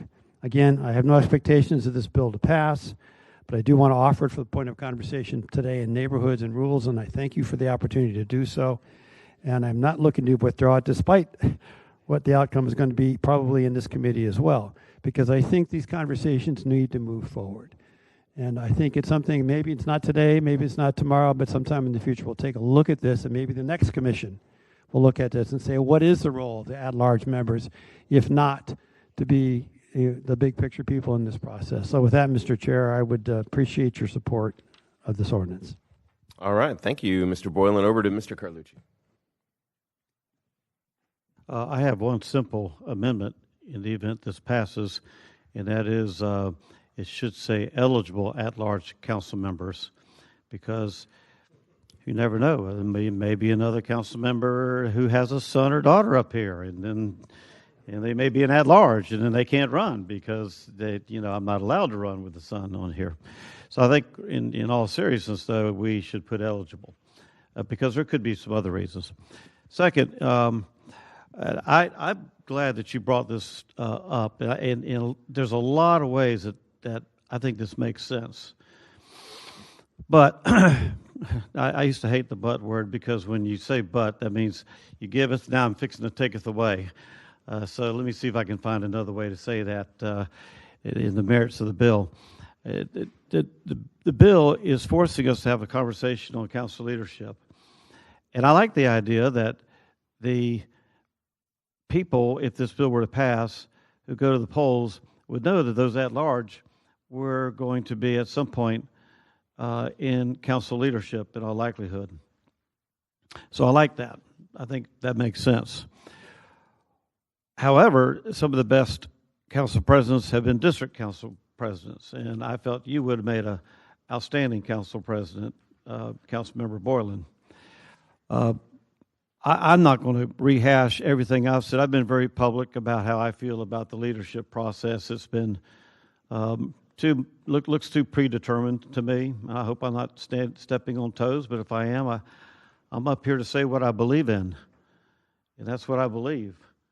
I don't think we've had a good open process, and I'm going to tell you, back not so many years ago, there was a struggle to become council vice president, and it was a campaign of intramural ideas. That's the way it worked. I got council vice president 10-9 over a very, very capable candidate named Lad Daniels, who we all probably know here, and he's a very respected person. I got lucky. I got one more vote than he had. But he and I wound up, because of the process we went through, the whole council felt like they were included. And my problem is with the current process we have, and I said I'm not going to say much, but I'm going to say this, and I'll try to be quiet, is every year seems to be rotating chairs, sometimes given to new council members, I will say that.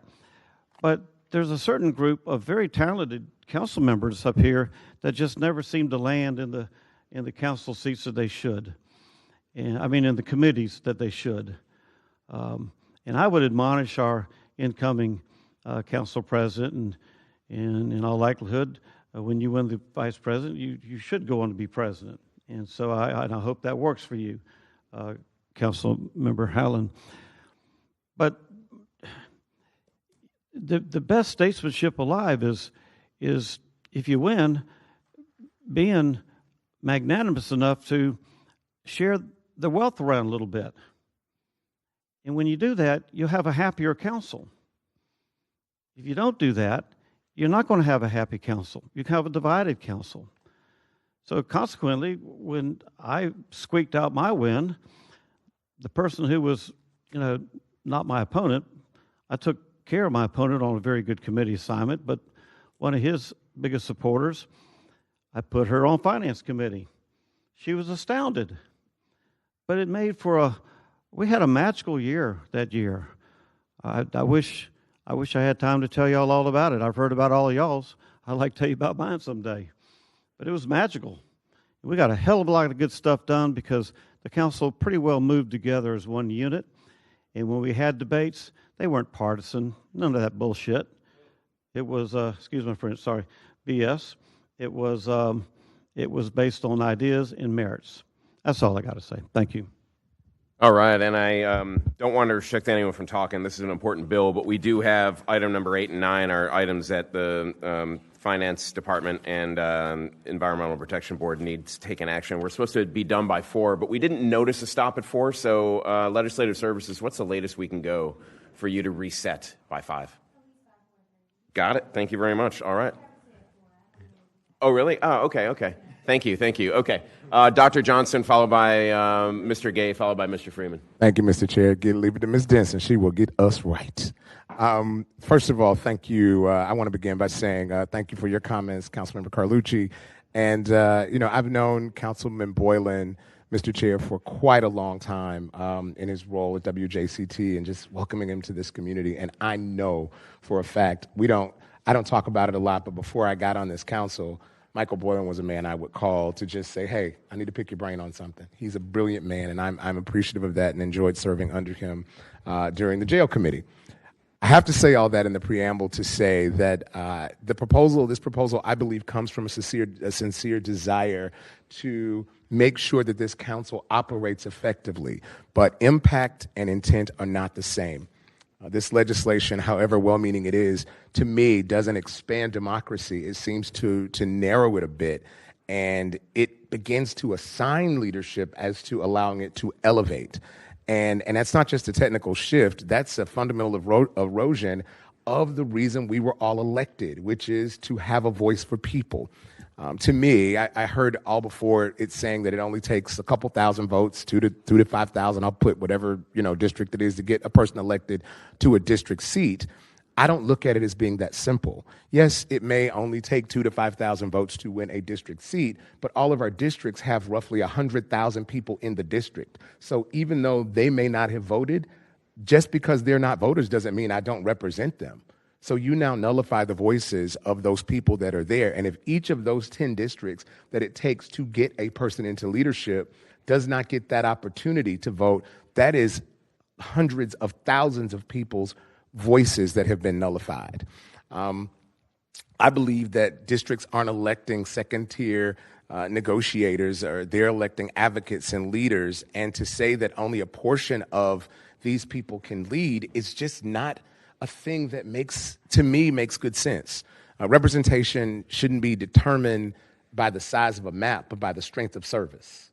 I believe that. We have extraordinary presidents. I had Colleen pull some data from me about the presidents over the years that have come from districts. Clearly, we've had more presidents that have come, and vice presidents at the time.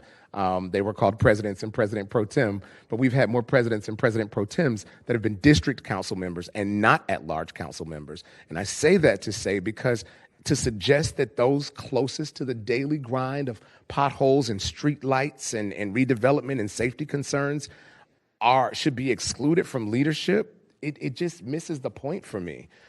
Jacksonville deserves leaders that are chosen by merit and not musical chairs. That's what this system is. When I thought about it and I planned it out, even though it won't affect anybody on the horseshoe right now, when we look at 2031, it becomes just a musical chair system. A person shouldn't be running to be in leadership. They should be running because they want to lead. So while I understand this, I don't want to entrench hierarchy in the guise of reform. And what I know is the best leaders, and those of us who I did not have the luxury, like some of my colleagues here, of being in the United States Armed Forces, and that's about integrity. And it speaks so much in volume to me. But what I understood is the best leaders aren't handed a title. They earn it. And so that's why I respectfully oppose this measure. And I hope, Councilman Boylan, we can work together on finding a way to make leadership more effective. I just don't know that this particular iteration of musical chairs is the one for me. Thank you. Really like that President Pro Temp title idea. Before I go to Mr. Gay, followed by Mr. Freeman, Mr. Carlucci felt that he made a motion with the word eligible. So would you mind making it again, sir, and then we could vote on it?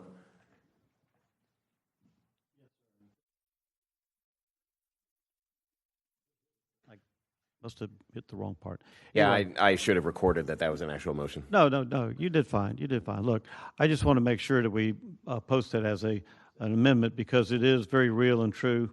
And so put eligible wherever it needs to be put in. I'm sure Ms. LaPera or Ms. Topopoulos can find all the right places. So I would make that motion as an amendment. We have a motion and a second to add the word eligible in the appropriate places in front of at-large city council people on 2025-0276. We have Mr. Gay and Mr. Freeman on the queue on this amendment, or should we take a vote on this amendment and then we'll go to Mr. Gay? All right. Let's take a vote on the Carlucci amendment verbally. All those in favor indicate by saying aye. Aye. All against say no. Carlucci amendment passes. Over to Mr. Gay. Oh, sorry. Oh, we need a motion on the bill as amended. Oh, yes, roll it together. And now we need a motion on the bill as amended. All right, we have a motion and a second on the bill as amendment. Over to Mr. Gay, followed by Mr. Freeman. You're on the bill, yeah. Thank you, Mr. Chair. Just a few points on this. You know, I look at the council seats up here, all 19, and I see them all equal. And this kind of creates a hierarchy. And I think we got to bring it back to keep it what the intent was and not basically cause a levels of the seats up here. You know, I look at the constituents that are in my district, and I always tell them, yes, I'm your district council person, but you have 5 others. You got 6 council members that represent you. And never do I say they may or they may represent you, they may not. I say they are to represent you. They're here for you. And I lean on those at-large members when I need something, when they call me in a different district. I'll tell them to call their district council member, plus call the at-large members. So to separate it, to say that they're not involved in my district issues, they are. When I see the need for, but also we're looking at 2030, 2031. We're going to have one or maybe 2 more redistricting issues that's going to come before this future councils. So we really don't even know what the makeup will be in 2023. So that's my concerns with it, and thank you, Mr. Chair. All right, thank you, Mr. Gay. Over to Mr. Freeman. Thank you, Mr. Freeman. Mr. Chair, I am Mr. Freeman. Hey, and Councilmember Gay, you definitely hit the nail right on the head. We always tell constituents you have not 1 vote, but 6 people advocating for your district.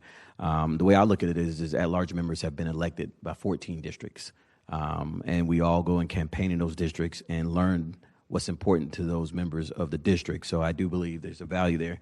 But I want to share a few points because I think context matters, institutional knowledge matters. But history tells us that our current process is uniquely different from the past. How so? We file in March. We have a 30-day window. Then there's a vote in May. I've heard stories and I've witnessed elections in my time up here, either as an ECA or on the council, where the night of a vote, the vote flipped. And I mean, I've heard, and we have colleagues up here, Councilmember Carlucci and myself, we're the only 2 that were district council people first and at large, and I'm sure he'll attest. He still gets numerous phone calls about potholes, trees, or whatever, me being in District 10. Jerry can give you a list of all of the requests that we have at large. So we definitely still keep our hands involved in what's happening throughout our city. But the 2 issues I was referring to is one, Scott Wilson. And if you watch that night of the vote, it was a very unique scenario. And then Warren Jones was president twice. And he got to be president a second time because of a council and how they came together and a consensus. I'm going to say a consensus. And that consensus wasn't done up on the dais, per se. So I don't think that, what the sentiment that I'm hearing that's placed out here on this body is an accurate portrayal from what has happened and transacted in the past from previous council members.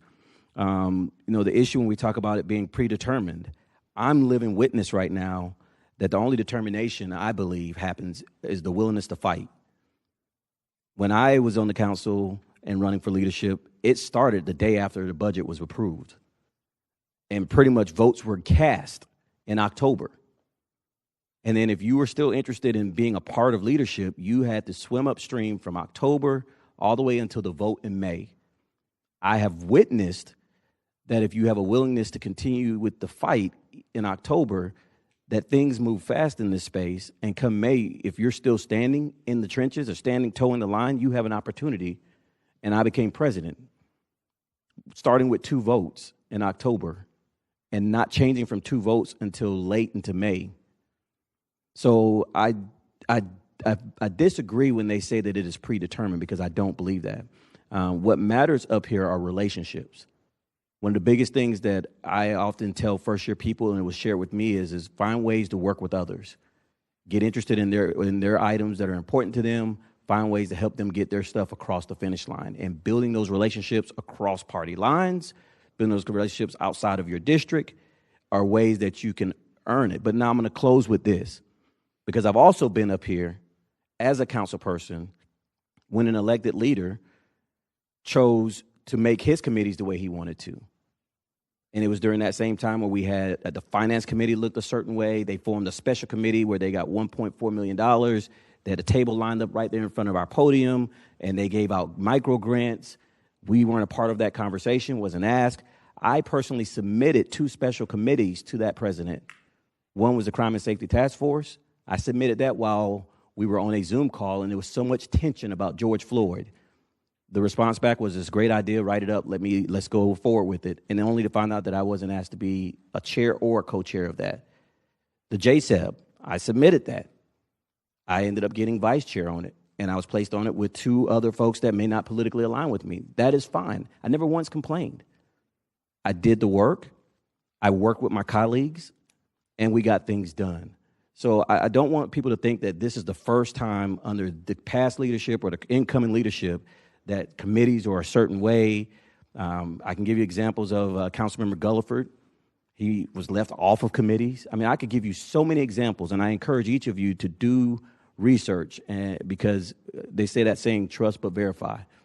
And so I'll close with that. I'm not going to support it because I believe, Councilman Boylan, this does limit potentially people who could do great things for our city and leading this body. And it takes unique gifts and talents to try to get 18 other people to pull the rope in the same direction. And I think the more choices we have for leadership, the better it is for our city. Thank you.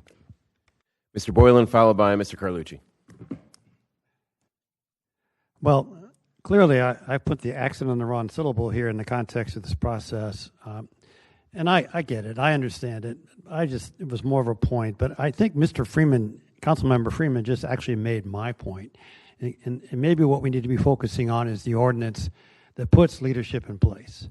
Right now, it's March 1. It's when you have to declare your intent to run. And then on March the 10th is when you can host your first meeting to get and secure commitments to that. Maybe we should make it July 1st. Let's open this up and say, okay, you know what? As of July 1, I'm going to announce I have an interest in running for leadership. And then secondly, prove it to the course of to my colleagues over the course of the year. So the problem may be in the process we have in place today, and perhaps that's what we need to address. And let's be clear about this.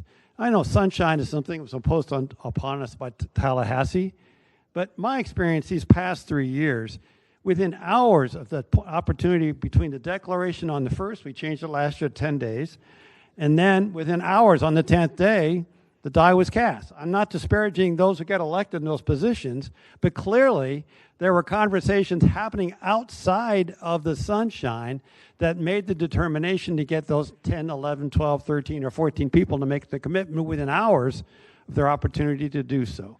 So we should revisit the election process and call it what it is. It is a year-long effort on the part of individuals to step forward to serve in that capacity. And it is something that needs to be either put it back in the sunshine or take it out of the sunshine. We're not operating in the sunshine today. That's the reality of today's situation. And it's not, and I understand that. I had a colleague with conversation with my colleagues about this, and he says, "Those are the rules. I just played by the rules I was given."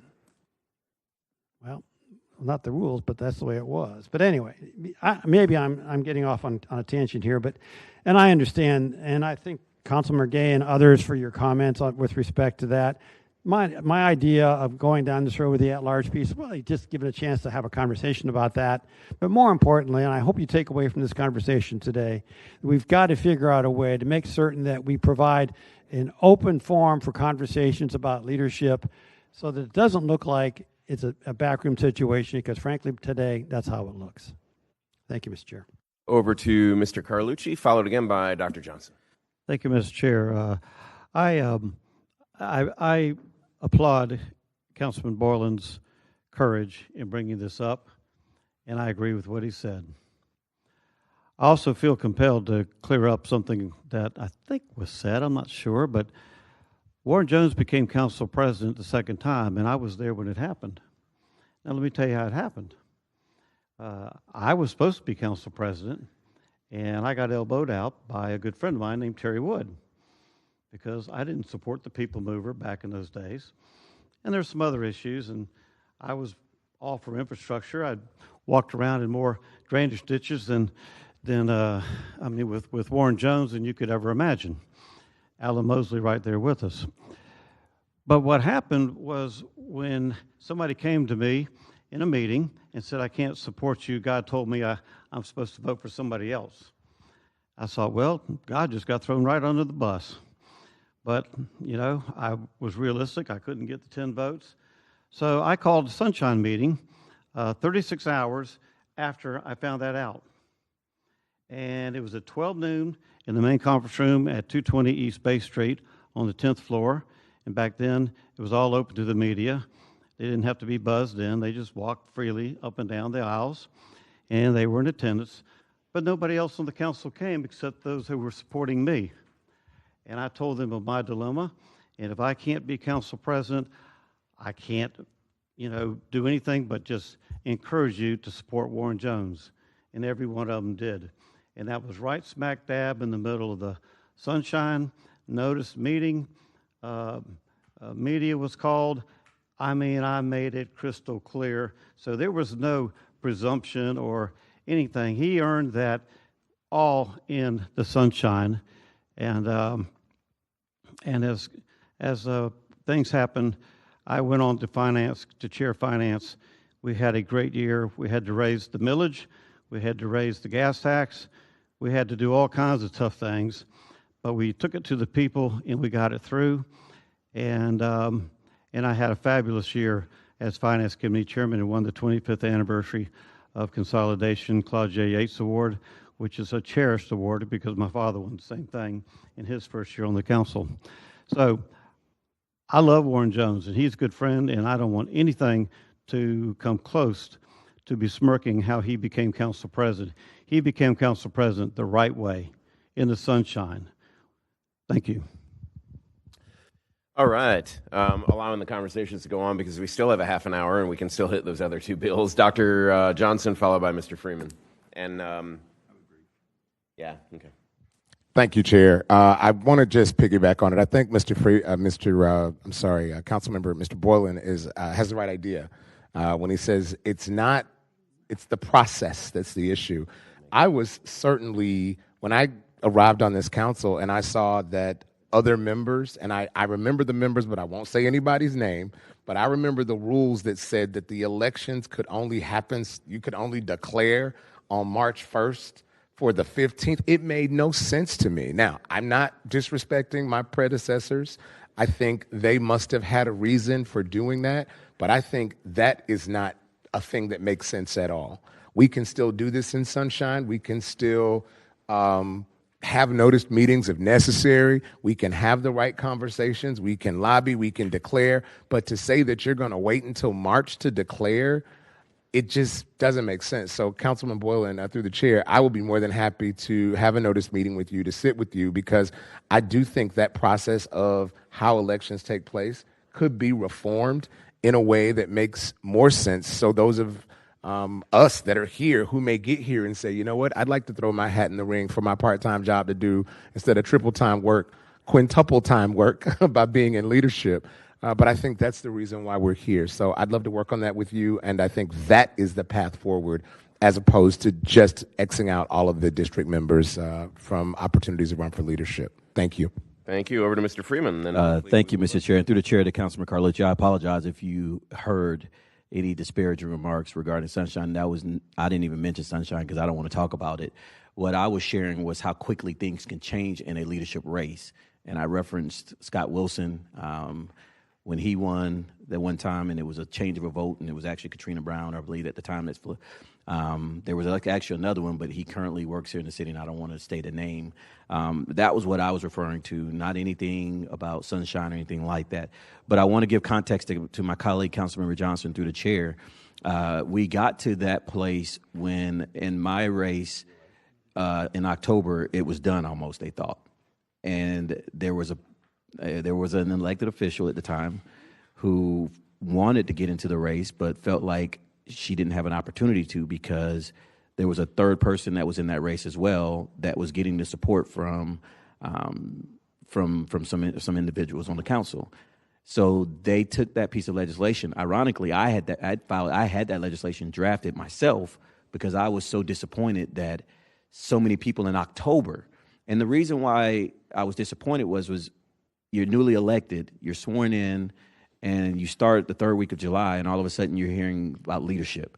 So that was why they had the conversation of let's give it some time to see people, how they lead, how they treat others, how they respond to certain situations prior to having to try to cast a leadership vote in October.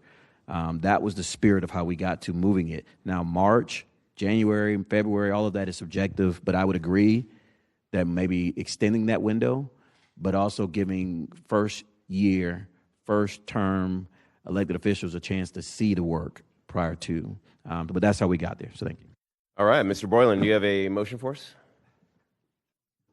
Short of having the opportunity to speak to Councilman Arias about this particular bill, I'm going to go ahead and withdraw this at this point in time for the sake of the conversation. My itch was scratched. So, and I do appreciate the comments from my colleagues. I didn't give it a lot of realism, but at the same time, I think what I wanted to get accomplished, and that is to talk about our election process and see how we can make it more transparent going forward, and I think we're on a path to do so. So I'm going to go ask that we withdraw this bill. We have a second? All right, there's a motion and a second to withdraw. I'll just add my 2 cents is, while I appreciate, Mr. Boylan, your comments about the importance of the at-large role, and I certainly agree with it, I believe that all 14 district colleagues of mine are highly qualified for leadership. So I also agree with Mr. Gay that 19 elected, 19 individuals, 19 votes. So with that, I think we have a motion and a second to withdraw. We do this vote on the ballot. Let's open the ballot and record the vote. Thank you for the healthy debate on that. 7 yeas, 0 nays. And by your vote, 2025-0276 is withdrawn. We move next to number 7, which is deferred. Yes. Just to go back, there were a couple of amendments, one that was previously offered and approved in the Neighborhoods Committee, so we'll be filing that. Does this committee still want us to file the additional amendment that was approved from Mr. Carlucci as the Looks like we Rules have Committee consensus. amendment? Yes, please. Okay, we will do so. Thank you. Thank you. All right, we move next to item number 7, which is deferred. Item number 8, 2025-0329. I'll entertain a motion. We have a motion and a second on the bill. Mr. Cicero, do you want to talk about this real quick? No? Okay, I'll just add that this 375 is just a standard out for bonds that you do about this time every year, correct? All right, but you only issue the bonds as the money's needed, as standard practice within the city. All right. Any questions? Okay, let's open the ballot and record your vote. Oh, I can't vote on that one. I got Dr. Johnson's issue here. Would you like to do this vote by hand? Because no one can vote, right? Okay, all in favor indicate by raising your hand. All right. It carries 7-0, 2025-0329. 7 yeas, 0 nays. All right, thank you. By your vote, 2025-0329 passes. We move next to item number 9. We have an amendment on it. We have a motion and a second on the amendment. Ms. Carraher. Thanks, sir, for waiting that long, to Mr. Cicero and to Mr. Richardson. Thanks. Through the chair to the committee, the amendment will do three things. We'll clarify the use of funds. These funds will be used to purchase a vehicle that will be used to house some equipment to allow for mobile air monitoring. It also pay for some personnel costs, some part-time salaries. We'll correct language to reflect the authorization of part-time hours instead of positions. The bill said positions, so we'll just get that corrected. And lastly, we'll correct some Scrivener's errors. All right, seeing no speakers, any questions to Ms. Carraher? Seeing none, let's vote verbally on the amendment. All in favor indicate by saying aye. Aye. All against say no.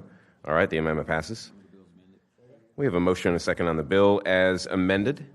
Seeing no speakers, I'll just say for a nod of the head for Mr. Richardson, this comes from the EPB trust fund, correct?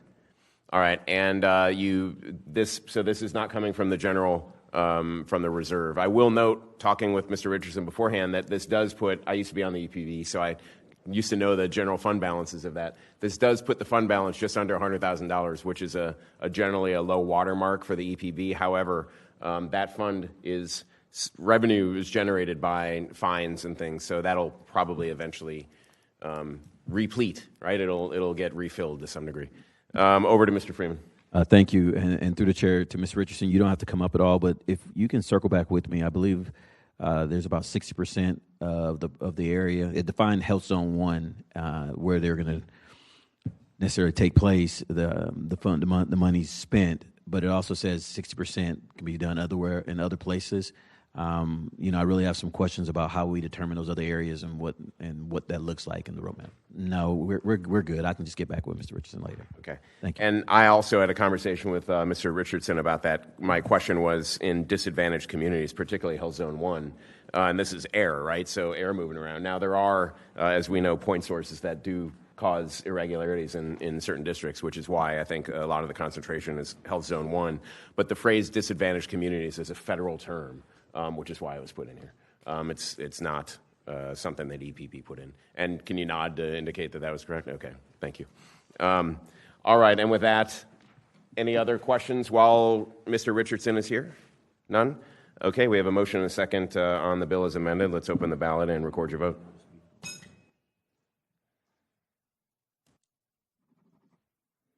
Seven yeas, 0 nays. By your vote, 2025-0330 passes. We move next to item number 10 we took up, item number 11 we took up, item number 12, 2025-0341. We have a motion. Do we have a second? Second on the bill.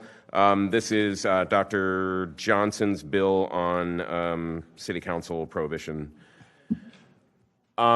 Ms. Stefopoulos, will you explain this bill to us real quick? I know there was no discussion earlier, but what is this prohibiting and not prohibiting so we know exactly what we're voting on? Thank you. Through the chair to the committee. So this is actually a bill that corrects a clerical error in section 5.04 of the city charter. That provision of the charter pertains to the qualifications and compensation of council members. And there is a statement in that section currently that reads that members of the council shall not hold any other public office or public employment except as notary public, and it goes on. The issue came up with the words "or public employment," and the concern was raised by Dr. Johnson pertaining to the potential for other types of positions that council members can hold. It's come up in the context of universities because those are public offices.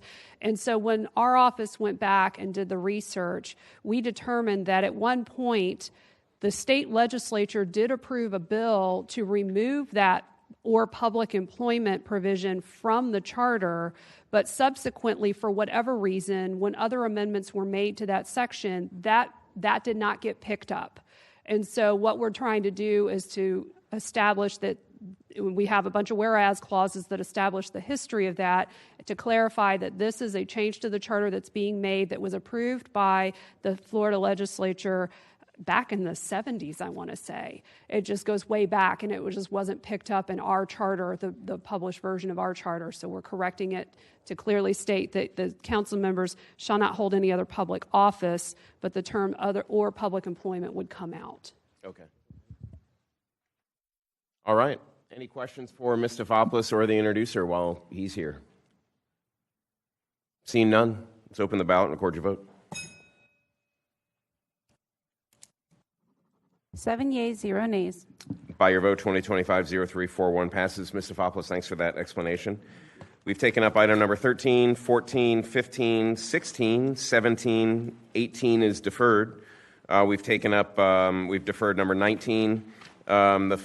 Bills 2025-0383, which is number 20, is on second read, as is 2025-0385, which brings us to item 22, 2025-0387. I'll entertain a motion on the bill. We have a motion from Mr. Freeman, a second from Mr. Miller on the bill.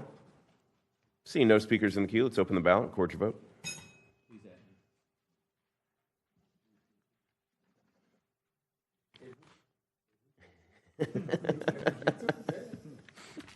Seven yeas, 0 nays. By your vote, 2025-0837 passes. We've taken up item number 23. Item number 24, 2025-0402 is on second read, as is 0404, which brings us to item number 26, 2025-0406. We have a motion and a second on the bill. Seeing no speakers on the queue, Mon. Open the ballot and record your vote. See, I did that for you. Let's open the ballot and record your vote. Just one moment, please. There you go.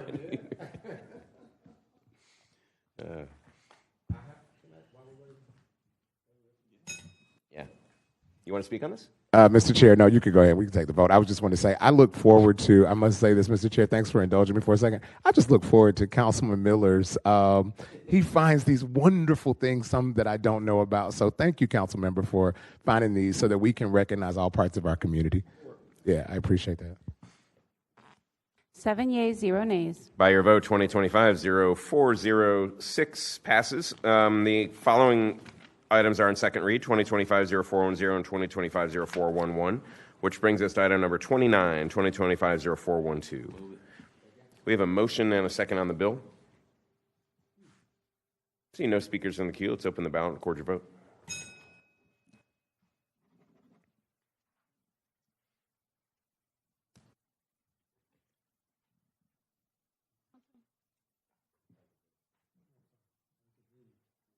Seven yeas, 0 nays.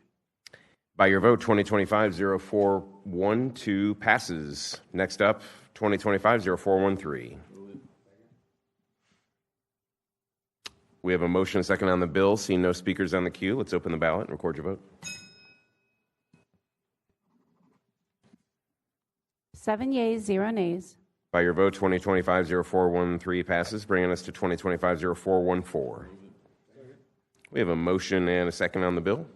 Seeing no speakers in the queue, let's open the ballot, record your vote.